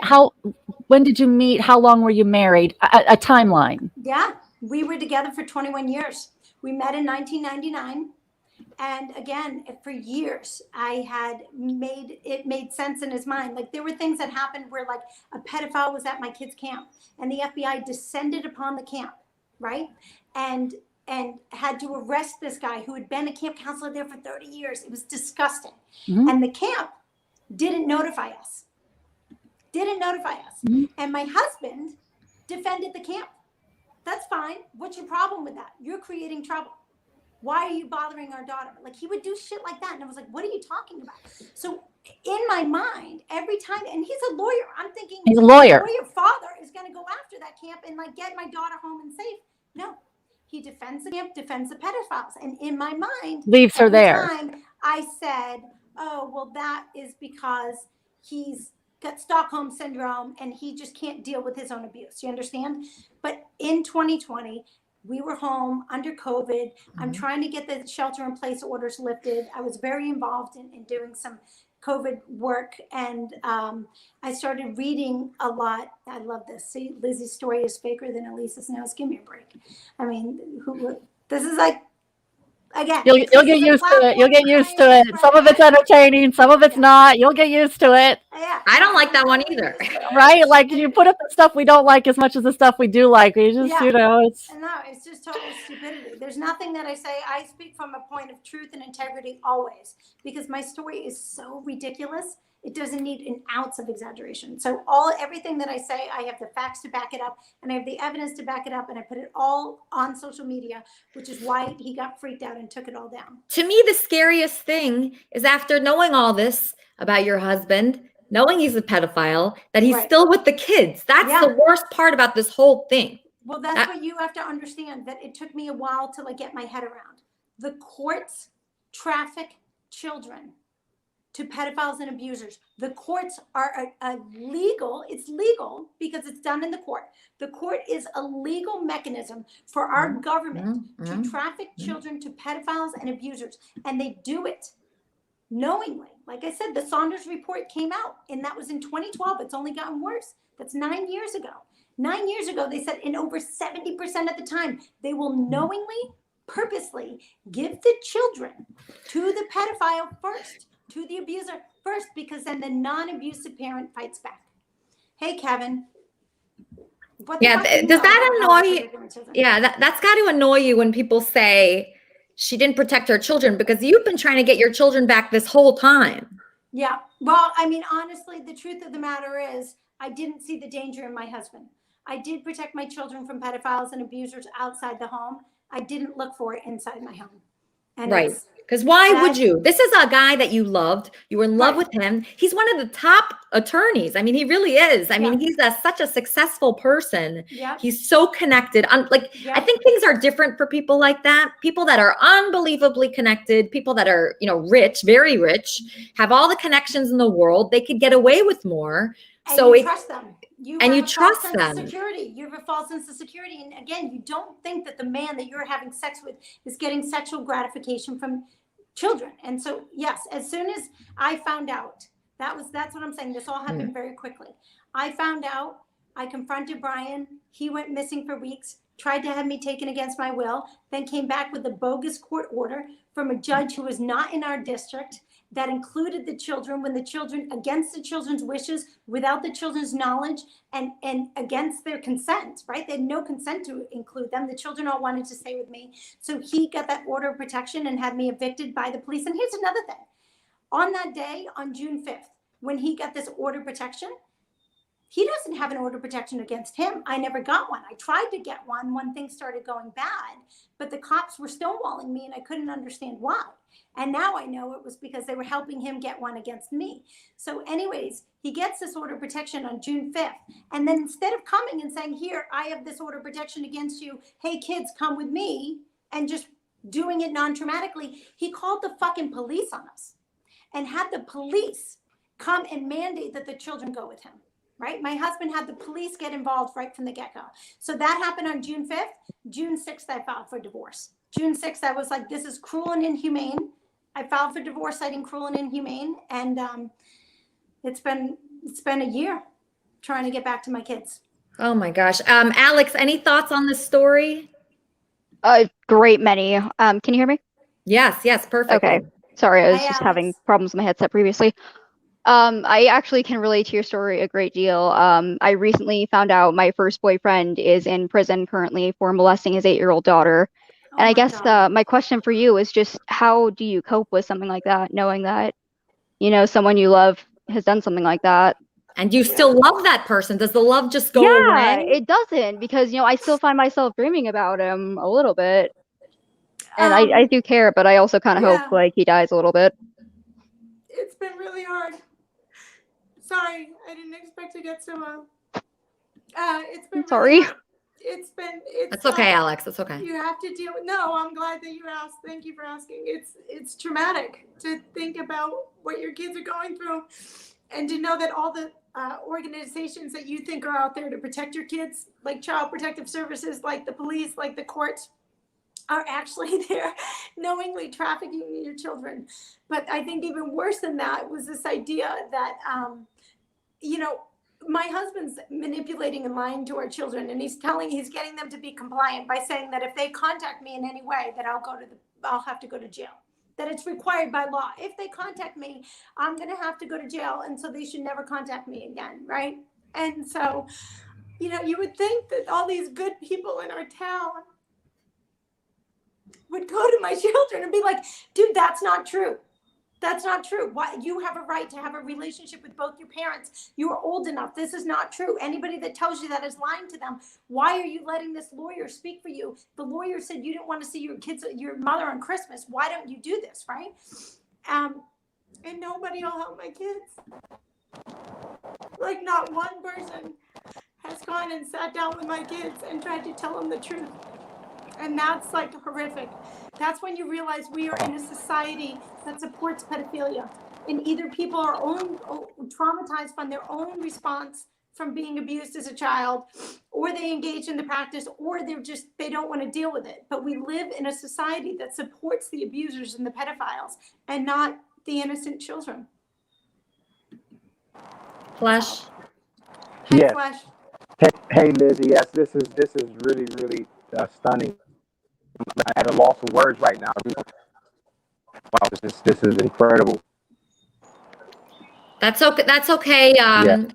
That's okay, buddy. That's okay, Flesh. This is a lot. I know this is a lot. Your audio is kind of weird right now, Flesh, but maybe you could fix it, or your audio changed. My audio it changed. Oh my God! Hold on. Yeah. Just fix your audio, because I know Flesh can help if anyone. So I just want to say, he's amazing. That Flesh is amazing, and so are you, Lizzie. Thanks. And I just want to say to the people here right now, right? Everybody that's listening to Lizzie's story, maybe you can't relate to the exact story that she's telling, but people can relate to the pain, right? So, we all feel pain in our life, and we feel like helpless, and we just want things to be different, and we feel wronged. So if you can, relate to Lizzie in that way, just reach out to her, because she's a really nice person. She's just going through a lot of pain right now. And, Kermit, I would like to speak a little bit about the facts that do relate to everybody. This Okay. issue of a judicial immunity affects us all. So this is what you need to understand. I was arrested for not wearing a mask. It's not unlawful to not wear a mask, okay? So to be arrested is wrong. To never been given a trial on that is wrong. To never been given an arraignment is wrong. People need to pay attention that our police are using this COVID bullshit to lay plausible deniability why they can falsely arrest you. So now what's happening, the police arrest you, you go to jail, I file a federal lawsuit, and then the same police who were defendants in my lawsuit then kidnap me and drag me in front of the same judge, okay? None of that's lawful, but why is it happening? Because there's something called judicial immunity. Judicial immunity means that a judge can do anything that he wants, and they claim that they're allowed to do it because it's the only way that justice will be served. And if they're held accountable for their decisions and actions, then we can't really have a court of justice. And there's a tenet of that that says, well, if they act outside the color of the law, so if they do something illegal, they're supposed to be held accountable. But that's not what's happening. We're not holding our judges accountable. So therefore, the judges do whatever the hell they want. And we, as a people, are living under judicial tyranny. And that's why people like Flesh and Bones get put in jail for 10 years. He got put in jail, falsely accused. I just want to say, it's actually, you guys are actually like behind. It gets worse. In the UK, it's absolutely out of hand with pedos, right? What happens is they get what's called a suspended sentence, where they don't actually see the inside of a jail cell. And it can be historic crimes, it could be multiple rapes, it could be anything. And they won't even see the inside of a jail cell, especially for digital stuff. And if they do get found out, they get protected in custody. So in prison, they get protected on their own wings with their own guards and that. And then when they get out, they get a new identity and they get moved to new areas with new names. And it's up to the locals to find them out. Like I'm from a very rough part of the UK. And when one of them gets moved here, within a matter of days, once it's found out, there is an army of us in the streets, throwing bricks, kicking the doors in, everything. And that's what we have. That's what it's down to, because we can't trust the justice system to remove them anymore. It's up to us to literally show up on the street and basically attack these just to get them out. And then what happens is the riot vans come in. I'm not advocating violence against anybody. I want to make it absolutely clear. I'm not advocating violence against anybody. What I'm advocating for is accountability. The nonsense, I do. These people don't have accountability for their actions. Judges don't have accountability for their actions, and that's why they're able to hide criminals. And criminals don't have any accountability for their actions, but innocent people then get put in jail. Our jails are used to traffic innocent people. Like, it's disgusting. But they get exposed again and again and again. And then, like, if the local community spoke up to the police would tell them, "No, nah," they get moved again, and they just move them again and again and again. Yeah, and so it'll be the same in the US if your justice system goes the way ours does. Because I thought the US was much stricter. Because you guys give like 40-year sentences out like it's nothing. We don't really do that over here. I have a father. This isn't just a story about mothers being abused by the court systems. I have a father who literally, who literally got put in jail over Christmas because he drove his daughter to get a change of clothes. And he got put in jail because 2 weeks later, the mother said that was upsetting to her, that he waited in the car while the mother came in, right? So they put him in jail for 5 days over Christmas. He was able to get out, and then they put an ankle bracelet on him, and he's on house arrest. He's never done anything criminal or wrong, and they've never given him a trial. So for 5 months, he's not been able to work. He's not been able to travel. He's not been able to do anything because of these false accusations, and he's not given a trial on, and he can't hold the judge accountable because the judge has judicial immunity. It's crazy. Jesse, thoughts? I think that people should be held accountable for anything they did wrong, and let's get at them. A lot of people don't like that shit. Nothing's good with people that take advantage of people. Correct. In that sense. And but these people hide under fake personas, right? Fake reputations. Like, you know what? Jeffrey Epstein wasn't a child sex trafficker. Jeffrey Epstein was just taking teenage model UN representatives all over the world. They have these false bullshit reputations, and we need to tear those down. Well, with technology, today. Like, there's a lot of people out there trying to get people like that. For instance, a few years ago, I think Ashton Kutcher had an app he made that looks at the background of hotels for child sex trafficking that recognizes what hotel that is, like an AI, to find out where those people are. He saved a lot of people, but that doesn't get much media attention. Yeah, you know what I mean? Interesting. The one or two or three people in the media in LA, they want to put up there and be like, oh, we got one of them or two of them. But that shit happens all the time in Hollywood. We need to get at those people. You know what I mean? Yeah, we're waking up to it. We've been asleep to it for a long time. It was money's one of a those big things. influence. And these people that are being like put up on the pedestal, like, oh, we got one. That shit happened 25 years ago on most of those people. And I'm not saying it's right or wrong wherever they did, but I'm saying, like, let's get what's happening now and get those people, because that shit's fucked up. And like, we need to get those people. We need to stop this from happening to anyone else. We need to make their reputations more accurate. We need to make the reputations I more went accurate. to court with my ex-girlfriend about 6 years ago because she was an offender bender in K-Town. And when she hit the car, there was a girl tied up in the trunk. And I went to court with her 2 years after that while she had to testify in the case. Yeah. There's a girl This shit tied up in the happens every day. LA's a big city. A lot of shit goes down. And you know what? That we need doesn't to sound good. stop what's happening now. Save people, protect people. That's a good point. I don't know if she wants to be talking to me. I think you're a gaslighter, but what do you got to say, gaslighter? I'm the master of being gaslit, actually. Okay, well, maybe you're trying to spin a web. Well, okay, so they say that like a lot of times the evil you see in others is stuff that you're battling with in your own mind. Does not necessarily means that you yourself are. No, it doesn't mean that. It doesn't mean that you're guilty. Because I was a victim on the sin. No. What I'm saying. You're spinning all the same shit that my husband's been trying to say. Really? Well, he got the children, so it's because I was a victim. Courts almost always side with the moms. Everyone knows that. No, that's actually not true. And really, it's statistically true. Yeah, it's not true at all. It's 100% true. That is actually. Oh, really? Where's your statistic? Is it just a fact? Oh, okay. So what's the Saunders report? Have you read it? Do you know what it is? How many pages is it? Don't fucking come at me with shit unless you've done your research. The idea that fathers get screwed in court. 68 to 88%, according to the Huffington Post. Oh, really? Interesting. So that's where you fathers.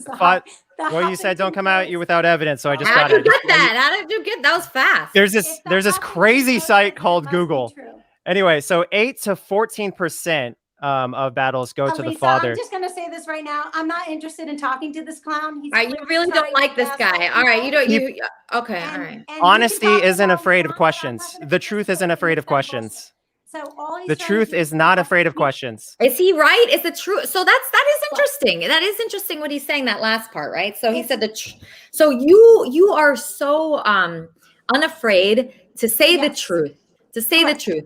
So someone like that, you probably get those questions all the time, the ones that he was asking. What were the questions what's interesting is every question, the gaslighting starts, I want you to understand, it starts with inserting doubt. You just try and get a little sliver of doubt in people's minds. Like, oh, isn't the court just really coming out against all the fathers? No. Let me tell you something. That is a bullshit mentality. This isn't, again, I'm going to say it one more time. This isn't a mother issue. This isn't a father issue. This is a child trafficking issue. Hey, Lizzie. Are used to traffic children. Yes. Hey, Lizzie. I couldn't agree with you more. If you read, there's a book called Divergent I was reading that said the prison population in the United States in the last 10 years went from 1 million to 2 million. Yeah. So crime literally doubled in 2 years for no apparent reason. Yeah, and so kind of like a black hole could appear and eat up the planet Earth. It's unexplainable. But I'm really sorry to hear what you're going through right now. I feel like the first step, they say the fear of God leads to wisdom. And maybe the problem is they just don't fear Lizzie enough in New York City. I know in Los Angeles. To fear me. I just want people to be accountable for their own actions and stand up for their own shit, which is what I said to my husband when this first happened. Well, accountability and standing up for their shit. First, they have to feel in their heart and soul, don't fuck with this person. If you fuck with this person, there's going to be serious repercussions down the line. Wow. I feel like Yeah, and if you think about it, just hear me out. If you think about a human being and a price on them, a lot of things are priceless, but some fuck ups do have a price on them. And there's certain fuck ups that a cop can do. Let's say you shoot a rabbi who's walking down the road. You're done. You're fucking done. You know, and the real issue is that the rabbi's price on his head might be $1 billion, and the cop's price is 10 million. So, in a lot of ways, it is sort of like real estate. You're in a bidding war for your plan on moving forward, and maybe it's expensive. Maybe it takes a lot of work to pay it off in the end. But what I'm wondering, it took a long time for people to fear Elisa the right way.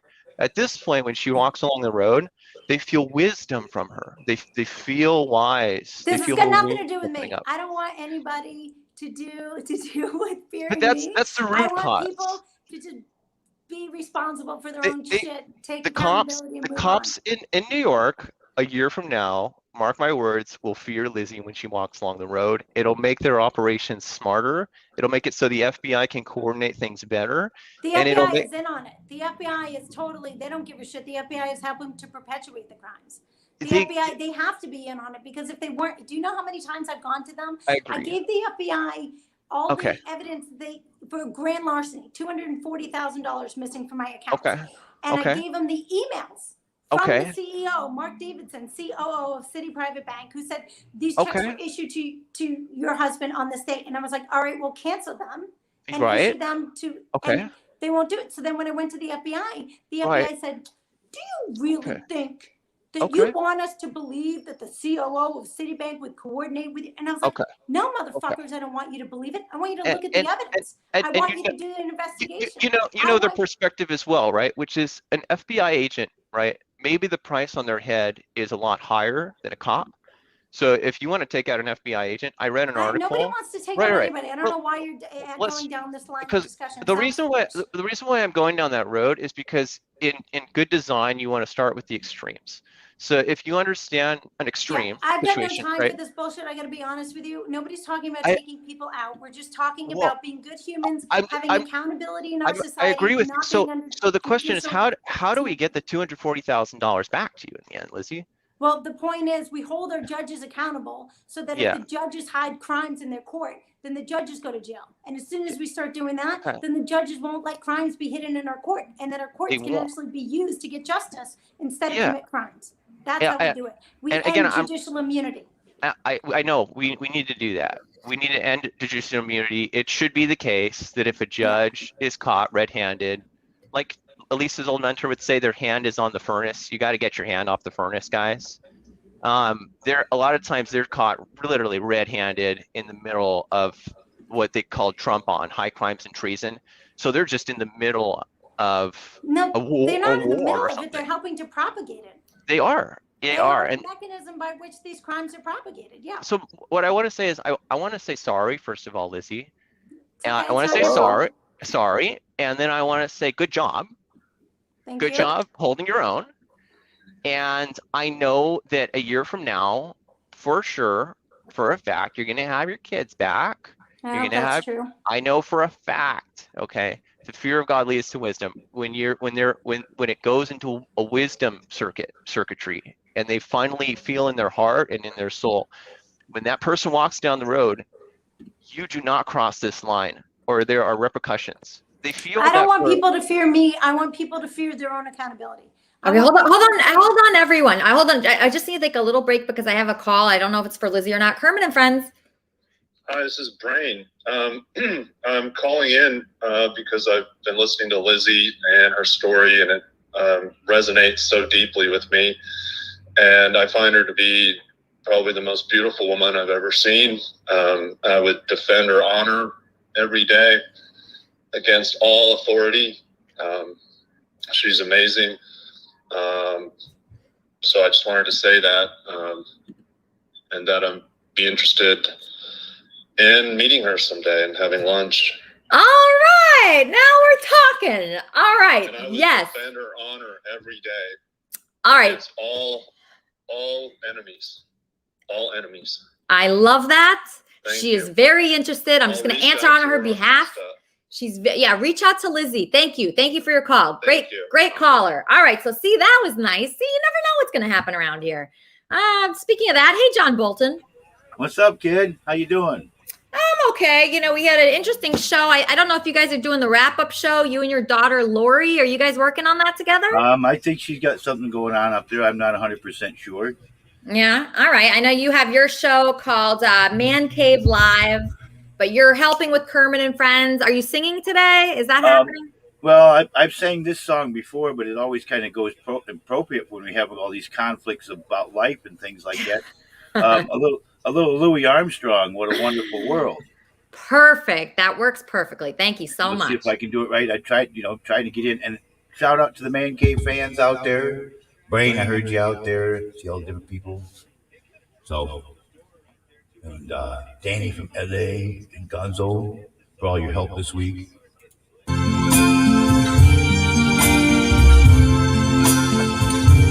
I see trees of green, red roses too. I see them bloom for me and you. And I think to myself, what a wonderful world.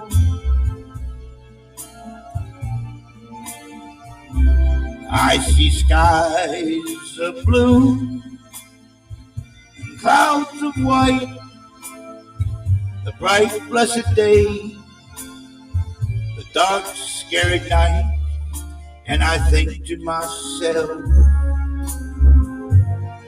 what a wonderful world.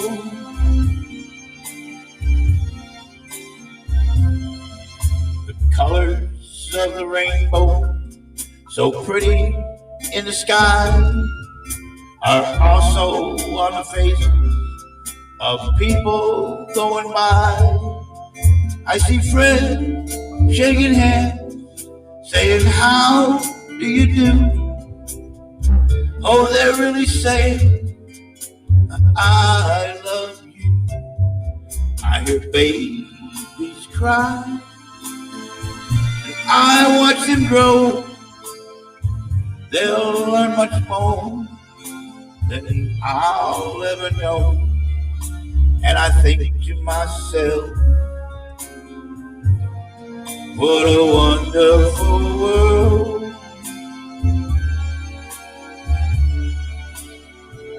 Yes, I think to myself,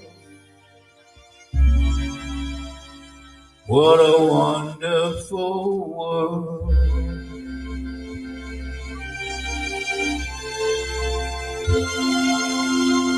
Oh, yeah. Late Louis Armstrong, Satchmo himself. There's a lot of meaning in that song. We're all supposed to get along. We're all supposed to be friends. We're all under one God, one world, and we should all live life that way. So here's my fans out there at the Man Cave. Lisa, it's always an honor to be on here. I'm glad I was finally able to get in. Gonzo Danny 8 is the Mush, Toasty, Leah Bobia, Ava Baby, Miss Dolly out there. Everybody that's a part of my group, I got to give them all a shout out. Kermit and Friends. Hi, Lisa. How are you? Good. How are you? Good. So, listen, what happened with Andy Dick exactly? Why did the two of you break up? So that's a great question. Yeah, just really, I was getting a lot of anxiety. Like I had so much anxiety, and it's still, I'm having a big problem with it. Just him. It just went so badly, and I don't know. I mean, I'm friends with all his friends. Hey, like Hud Isaac, Hud. Yeah. I don't know what's going on. So, I told you it wasn't going to work out. Now I could say I told you so, Lisa. No, you were right. I tried my best. He's a great guy, and well, not really a great guy, actually. I don't know. He's a guy. He's definitely a guy. Not a great guy. Yeah. No, he's not a great guy. I'm groping Uber drivers and shit, and Yeah. He's just too much trouble. He's a rapist, technically. Okay, he's not a great guy. Yeah. He's not a great guy. But I think that I tried my best. You know, I can feel good about that. Oh, what's going on? Oh no, wait, what's happening? Wait, hold on, Barry. HUD? Oh, hey. Hey, what's up? What's going on over there? Not much. What's going on? Is that your girlfriend? Yeah, she's here. Wow. Okay, so this is HUD Isaacson. From the time he came on Kermit and Friends till right now, he got a girlfriend in that amount of time. So I'm not just saying to people that's the reason you should watch Kermit and Friends, but it is pretty good luck for a lot of people. It's bad luck for some people, but it's very good luck for like others. So HUD met a girlfriend. He has a girlfriend, a live-in girlfriend, and his life is going way better than when we first met him, right, HUD? Yeah. Yeah. So are you thrilled? Yeah. You are thrilled. Yeah, you seem like you're in a really good mood. What is on the agenda for you and your girlfriend today, your new girlfriend? I don't know. Just after this, I don't know. Maybe I was trying to go to the zoo. I haven't been to the zoo in a while. Oh yeah. What about the wrap-up show? You're so great on that. Oh yeah, I love to do it. I would love to do it. Yeah, you could talk to Lori. You could talk to all the people from here. You can talk about what's his name, Flesh. You could talk about Lizzie. What are you doing? You guys still in bed, huh? You guys are still in bed. No. Yeah, you are. It's like sexy time over there, I think. That's okay. Kermit and Friends is sexy. Okay, and then so yeah, on the wrap-up show today, a couple of the good topics that I think would be amazing is obviously Lizzie's situation with the pedophilia. Like, she married this amazing guy that was handsome, and he was successful, one of the top lawyers in New York, and he ended up being a pedophile, allegedly a pedophile. And she is so upset by that. It's ruined her life. Her finances have been taken away. She doesn't have a home. She's homeless. I mean, what a horrible situation to be in. And then Flesh, he was just such a positive guy, a religious guy. He believes in God. He's so blessed. And my question about, he's just so, he's more blessed than other people. Okay. That's what I found about him. So he actually was born into like a bad environment, but through his talent, his intelligence, his drive, his perseverance, he doesn't seem like a depressed guy. He doesn't seem like he has any emotional problems. He just went straight to the top. And I just wonder, do you have to have all those qualities? Because those are qualities that not everybody has. I know, I'm lacking in some of those qualities, but, can you still be blessed? Can you still believe in God, even if you don't have all his blessings? Because it's easy to have blessings when you're just an amazing, talented, he pretty much shot to the top right away. I mean, he was like a teenager, and then, he got a Grammy, and he got, a Soul Train Award. I mean, us, HUD, we're still, what are we still? I don't even know. By the way, Bone Thugs and Harmony is my favorite rap group. Oh yeah? Yeah, they're from Cleveland as well. So. All right. Well, I'm gonna hook you up with those guys. They're amazing. Jesse. He was the one that booked the guest. Dr. Roy, you are somewhere very cool. Wow, look at you. Where are you right now? We're in Philly, Alyssa. Oh, you're in Philly. You're in a fun place in Philly. Okay, great. We're in Philly. I have something very special to present, an Eric Riggs original video. I'd like to show it to you. So Eric Riggs is a guy that I used to work with in an office, right? But I always knew that he was capable of a lot more, all right? A lot, right, Eric? Oh, me, myself, and I'm really not that capable of a whole lot of things. If I was real capable of things, I'd be able to snap my fingers and make a call to that banker over there. Maybe like Lucas at our office, he could make a call for her, and they could hook it up together. But I'm not really. I get really embarrassed really easily. So, and I actually have an important meeting I got to get to. I love you, Elisa, and you folks have a great rest of your show. Okay, well, Eric, have a great day. Here's Eric's video that he sent me this week. Really love it. Produced by Gaia Paya. Pray for Peace by Eric. This cock girl isn't just a pornographic video, it's a confession that, I want to call you answer the phone, right? It's like, I want you to open up your legs to me tonight. It's the same thing as saying, Elisa, I want you to go on stage at Madison Square Garden, and I want you to play this set, you know? But finding a way to kind of make it all make sense in the context of, you know, hey, you know, in a long distance relationship, sweetheart, this is totally normal. You know, if you can rub one out on your end, do this, you know, and realize how good this feels inside of you, in your pussy, between your lips. Then I think we have something here. And not only that, but I could say, Lisa Swartz, you know, I enjoyed, you know, having dinner with you tonight, right, so much that I want to reward you by letting you ride on top of my cock, you know,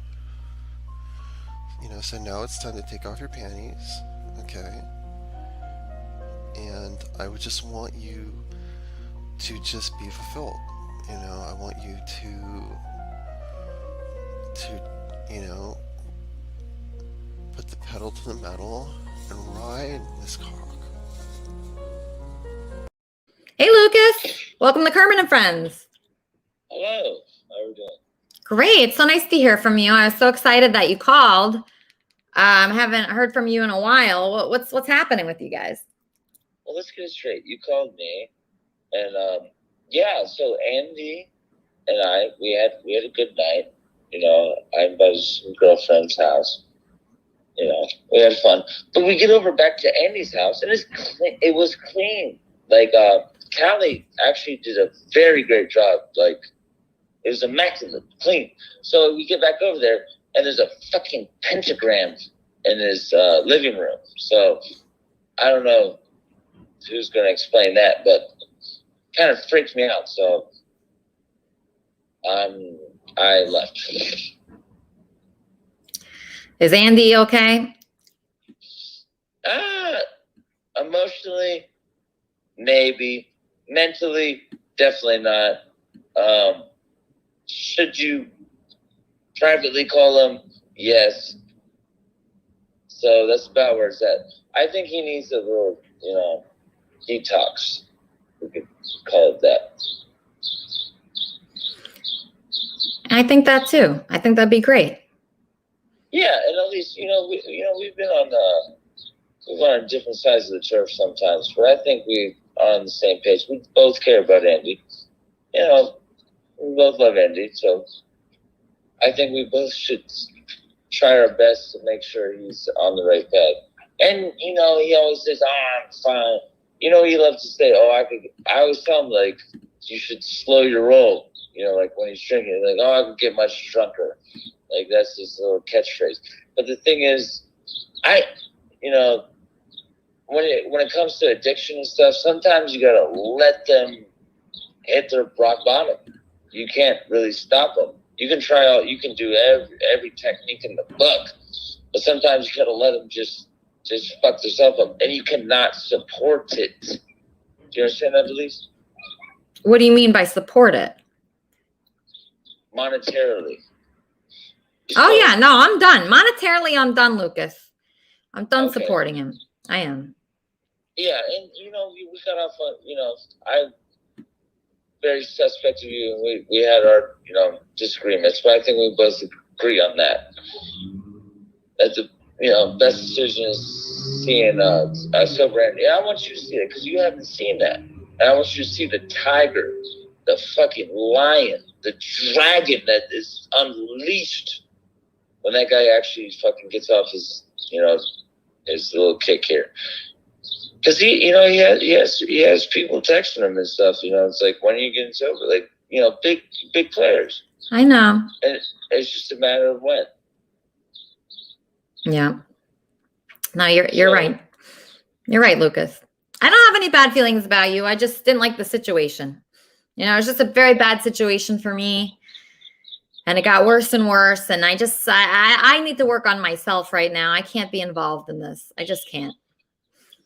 Vice versa. I completely agree. And, you know, I apologize. I've made my own mistakes. I'm not a perfect human being. I definitely, you know, I had a little birthday month.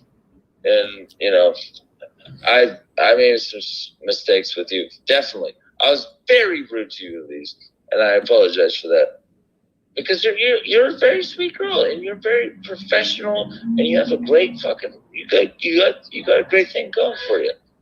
And I'm proud of you, and I support you 100% because I see that you're actually trying your best, and that's all that matters.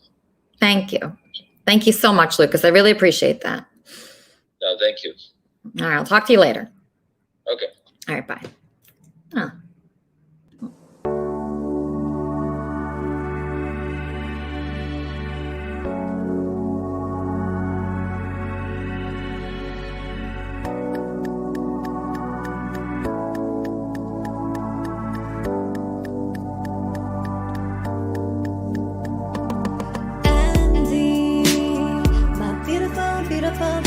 Beautiful Andy, you're cute as pie and you are sweet as candy. He's my Andy, my Andy, my Andy.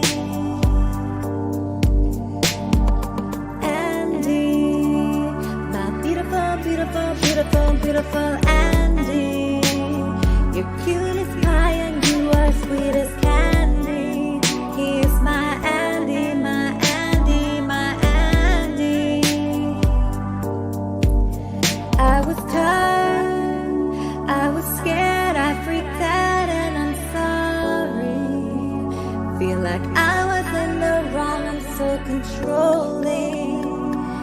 Andy, I don't trust nobody, you don't trust nobody. You're beautiful, inside I know I'm scaring you tonight, baby. You're moving soon, but you know I am crazy. My Andy, my Andy, my Andy. My Andy, my beautiful Andy. You're cute as pie and you are sweet as candy. He's my Andy, my Andy, my Andy. He's my Andy, my beautiful Andy. You're cute as pie and you are sweet as candy. My Andy, my Andy, my Andy. My Andy, my Andy.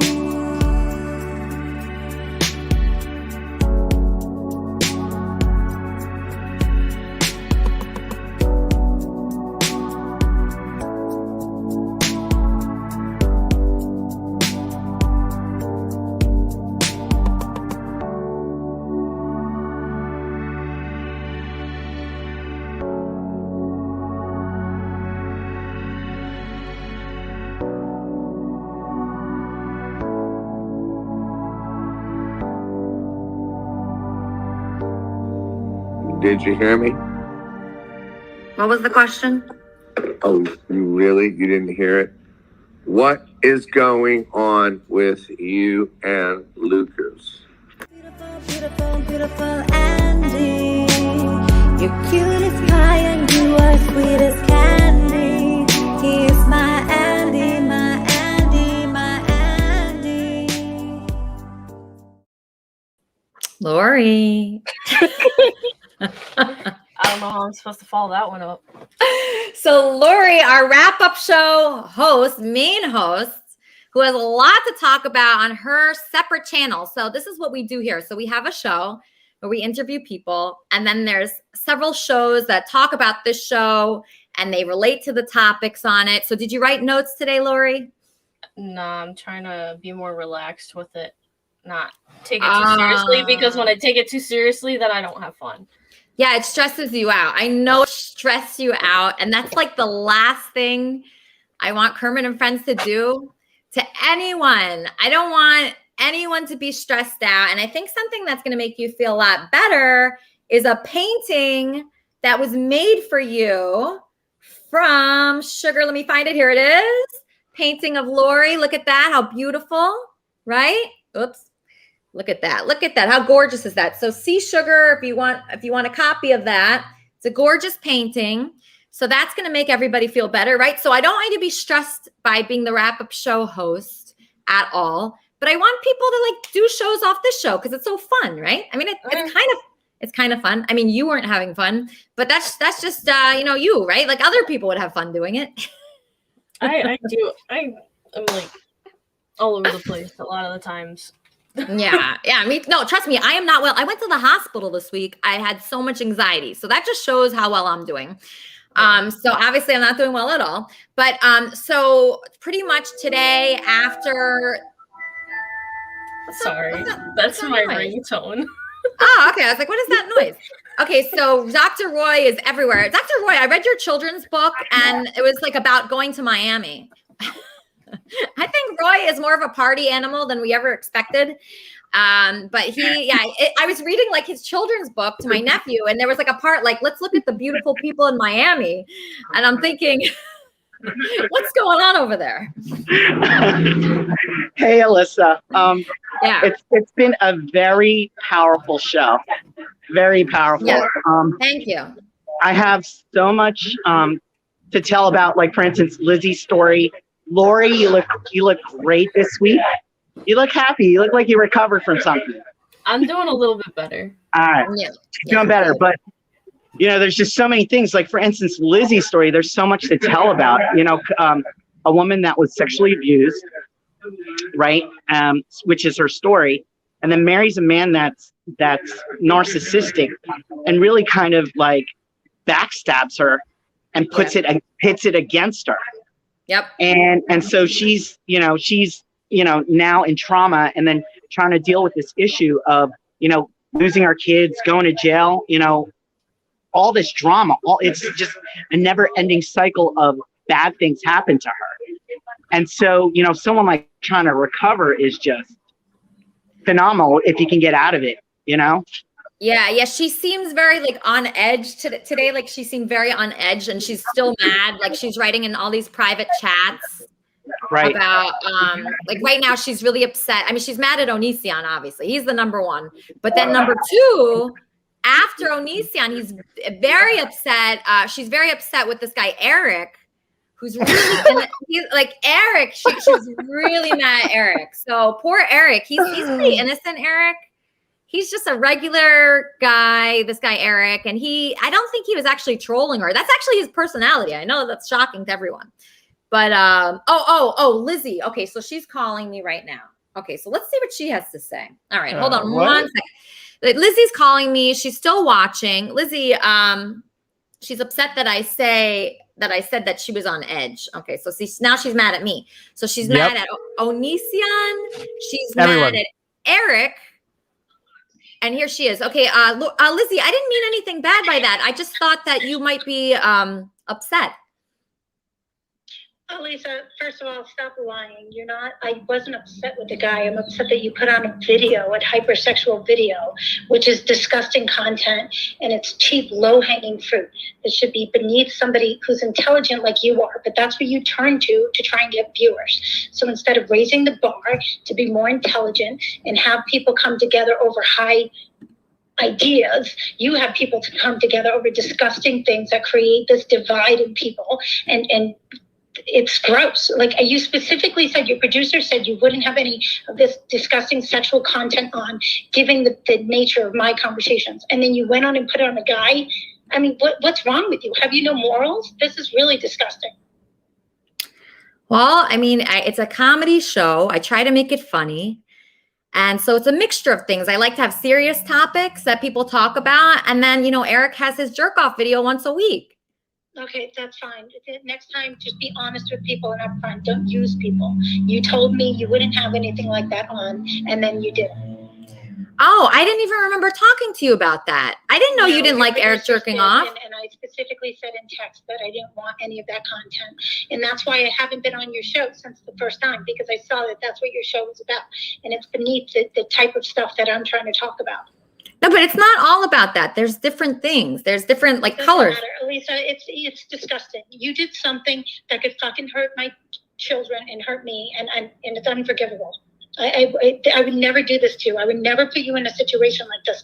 This is a type of lowbrow thing that is why you stay on a B list instead of going to the A list with your show. So you continue to discredit people or to try and paint me in a bad way or to put on hypersexual content when I'm talking about my children being kidnapped by a pedophile. You can go and do that. But don't expect people like me who have integrity to want to be associated with it. Okay. Okay, bye. Lori, do you have a song for us?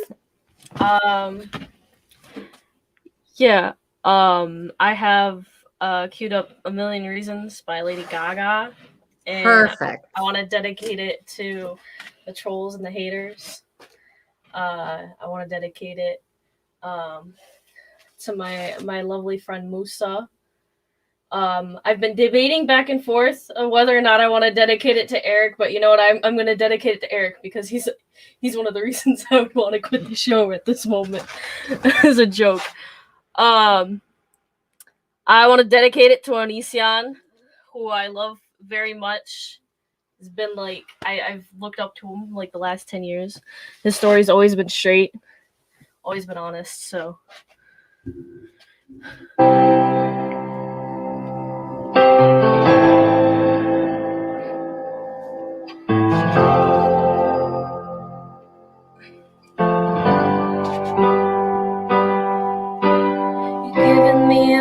Reasons to let you go. You're giving me a million reasons to quit the show. You're giving me a million reasons, about a million reasons, giving me a million reasons, about a million reasons. If I had a highway, I would run for the hills. If you could find a dry way, I'd forever be still. But you're giving me a million reasons, give me a million reasons, giving me a million reasons, about a million reasons. I bow down to pray. I try to make the worst seem better. Lord, show me the way to cut through all this worn out leather. I've got 100 million reasons to walk away, but baby, I just need one good one to stay.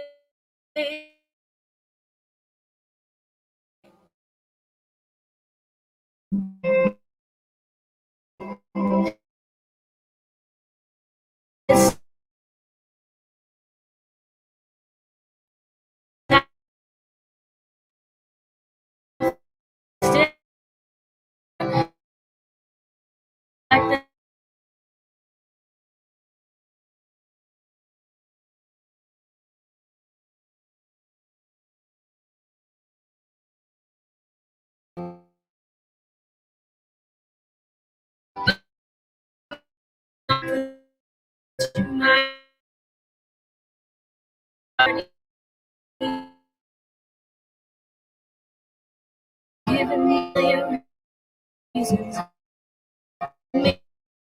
reasons. Bad seem better. Show me that.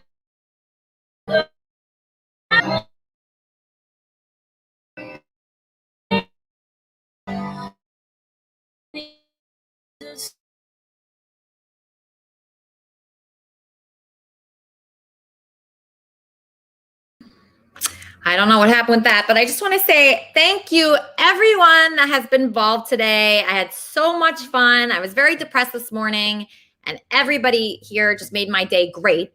Even Lizzie, she's still texting me, very upset. But even so, I'm so happy that she got to share her story today. If you want to reach out to Lizzie on Instagram, she's Elizabeth Harding on Instagram. And if you want to reach out to Flesh and Bone, he is on Twitter, Onision. You all know how to find him. And I just appreciate this family. I appreciate this family here so much. Hold on one second, Kermit and Friends.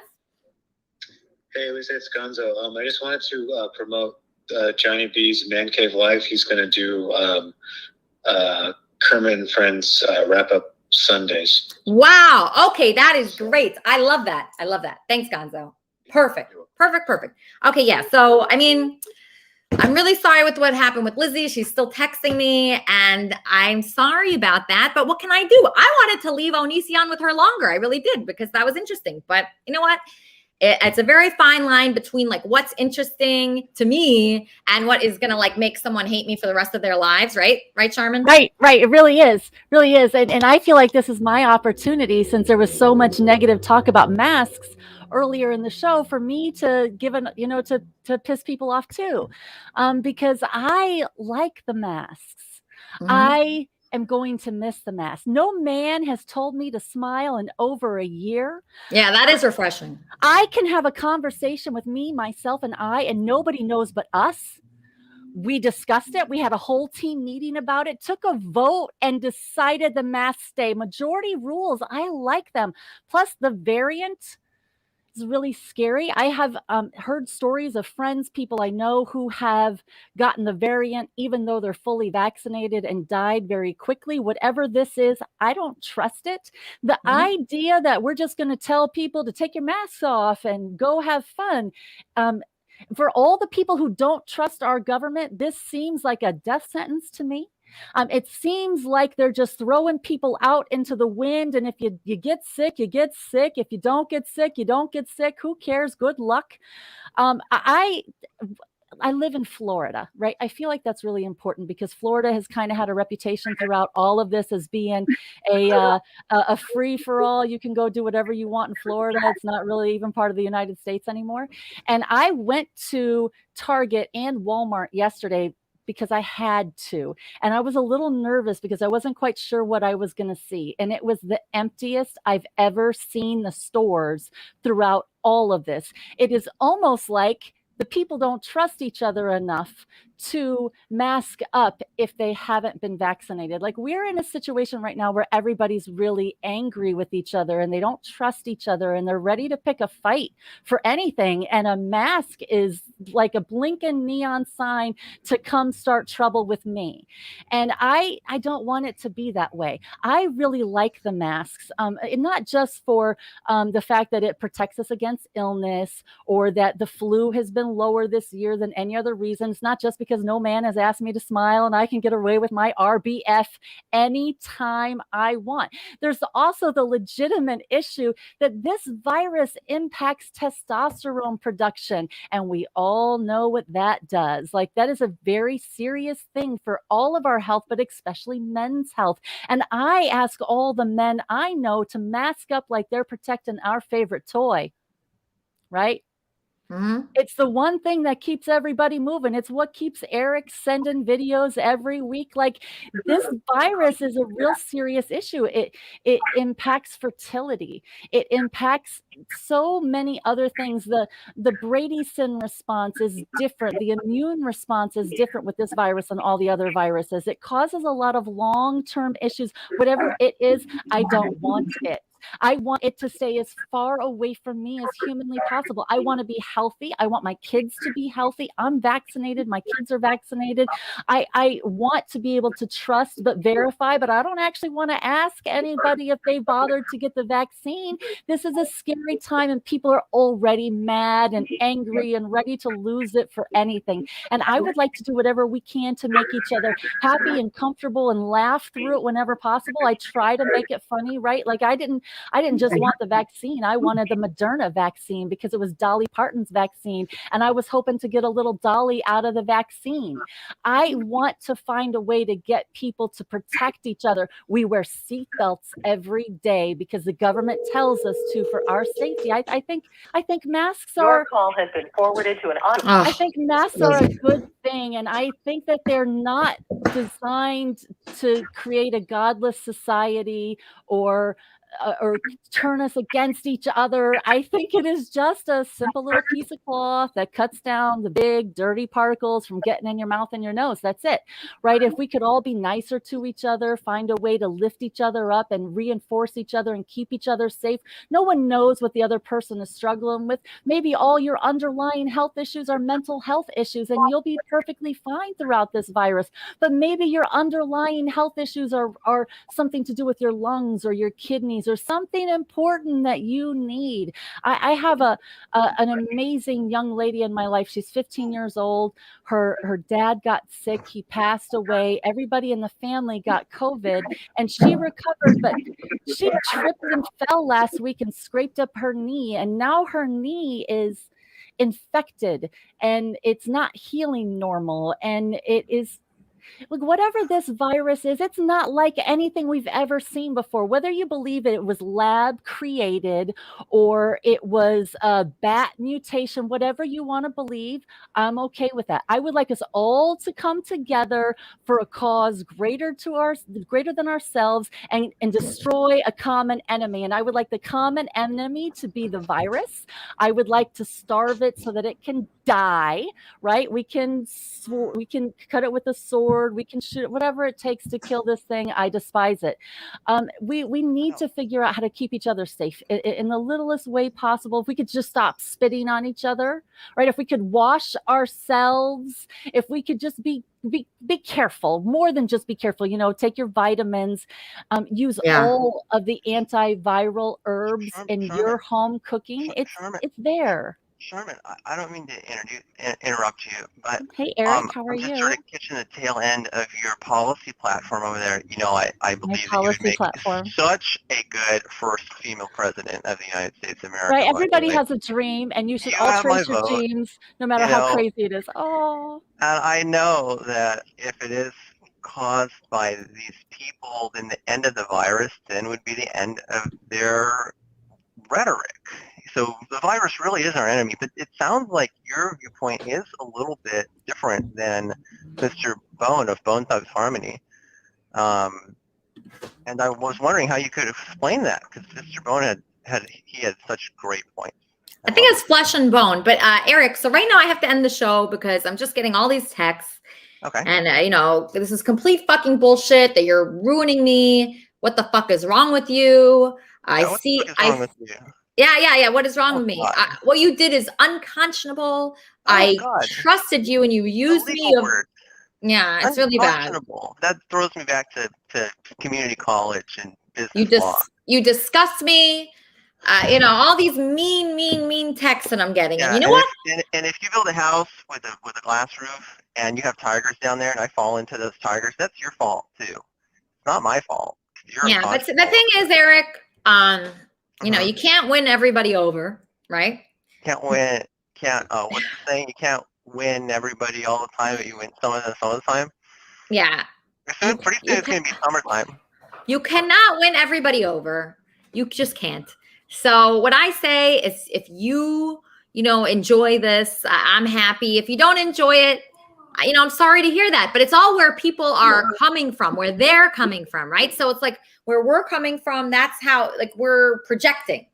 So I didn't even think of that story when I was playing Eric's video. I just love Eric's videos.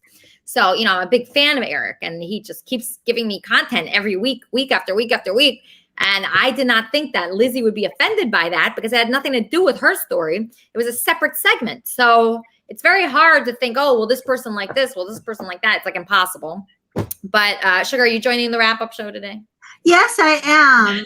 Lizzie is in a lot of pain, and she's going to see things the way she sees them. And I'm hoping that the right person sees this and gets her, help that will actually help her feel better. Yeah. Because we didn't do this to hurt people. We didn't do this to hurt people or drag people. And I really, really want to see Lizzie in a place where life is something besides a torment for her. you know. And Charmin seems happier today, which was nice. Yeah, no, Charmin seems great. You know, I haven't been happy recently. I've been so anxious, but this show has really made me happy. How did you end up in the hospital for being anxious? Don't you do like hiking and meditation and stuff? What happened? So that didn't work for me. I did a lot of I walk like 7 miles a day, but sometimes I just really feel like something like my chest kind of constricts. Yeah, like constricts, and like when I breathe, I feel like there's something wrong. And so I went to the hospital, and they gave me a lot of tests. They did like an EKG and a lot of blood tests, and they said there was nothing. So I just think maybe my anxiety got a lot worse. What did they recommend for treatment? Not really nothing. They just said, because they were trying to keep me there for like so long. They kept me there for like 8 hours, and I wanted to leave. And I said, am I dying or not? And they said, I'm not. Kermit and Friends. Kermit and Friends. Hello? Hello? Yes, Kermit and Friends. How can I help you? Hey. Is this still Kermit and Friends? Yes, this is still Kermit and I'm Friends. trying Yeah. to talk to my son, not Kermit. What's going on? I'm pretty sad. You know, I'm upset. You're upset? Why are you upset? Just in situations, you know, struggling with events. And I feel like you are the reason. I'm the reason you're upset? I thought Andy was your fiance. Is he? Or is he not? I don't even know if he's alive right now. Is he? As far as I know, yeah. All right, good. Well, you know, it's just not a good feeling having a fiance where you don't know if they're alive. Like, that's the worst. So I just don't like it. That's your fault, biatch. That's not my fault. I have nothing to do with that, Lucas. You don't live with your own fiance? What is that? It doesn't make I can't live with him. He's horrible to live with. He's in a bad mood. He's ungrateful. He's not nice. He's making me. Sometimes you gotta go through, you know, the rain to see the rainbow, you know? No, I'm done. I'm sorry, Lucas. I'm done. You can have him. Done? Yeah, you can have him. He's for you. I don't want him. You don't want him? All right. Well, he'll have to meet someone else because I just can't do it, Lucas. It's Why just. would you fugazi him like that? You made him feel so in love with you, and then the second he tries to actually take things seriously, you just sweep the rug out from him. He didn't try to take things seriously ever. Okay, he spent one day with you. Can you tell that story? How that It went bad. Every day has been bad. Every day. Okay. You know, I don't mean to get melodramatic on you, but Jesus Christ, everyone's so full of shit nowadays, and you know that, like, and you are too. No, I'm not. I'm being honest. I don't like him anymore. I don't like him. What? No. What? You don't like him? Not anymore. He's unlikable. He sucks. He sucks as a boyfriend. He sucks as a fiance. He sucks. He's not a good one. I'm sorry. I hate to say it. You said he sucks. He does. As a fiance, he sucks. He's not good. Okay. Well, you know, he has 2 baby mamas, so I think they would agree with you on that. Yeah. But the thing is, he's a good guy. You know, he has, you know, good intentions, but he's, you know, just, you know, got his few screws loose, you know. Couple wires crossed.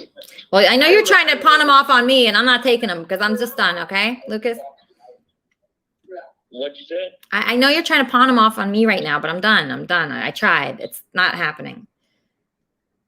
I'm not trying to pawn anything off of you because he's worth $1 million, and I'm not taking it down. All right, whatever, Lucas. But, All right. I'll let you continue your podcast. Just give me a call later. All right. All right. Oh God, I'm just done with that. Anyway, anyway, try to erase that from my memory. Everybody that contributed to Kermit and Friends today, I just truly appreciate it. Flesh and Bone, I appreciate you. What a doll that guy was. What a doll. Onision, even Lizzie. I know you hate me. I know you hate me. It's okay. It's okay. I hope you come back, and I hope that you forgive us here on Kermit and Friends. And Eric means no harm by his little masturbation videos. They're very funny if you just let them, if you just look at it like they're funny, you'll be fine. Lori, do you want to try your song one more time, sweetheart? I can. Okay, why don't you try that? I disconnected my phone from the Wi-Fi. Maybe it's that because Cheryl's home and she's on the internet too. Go ahead, Lori.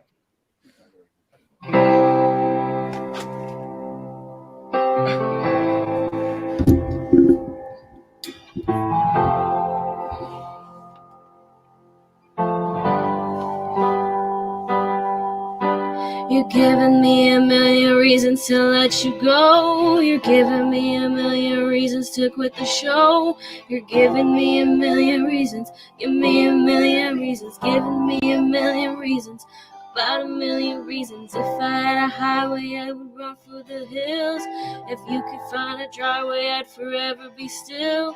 But you're giving me a million reasons. Give me a million reasons. Giving me a million reasons. About a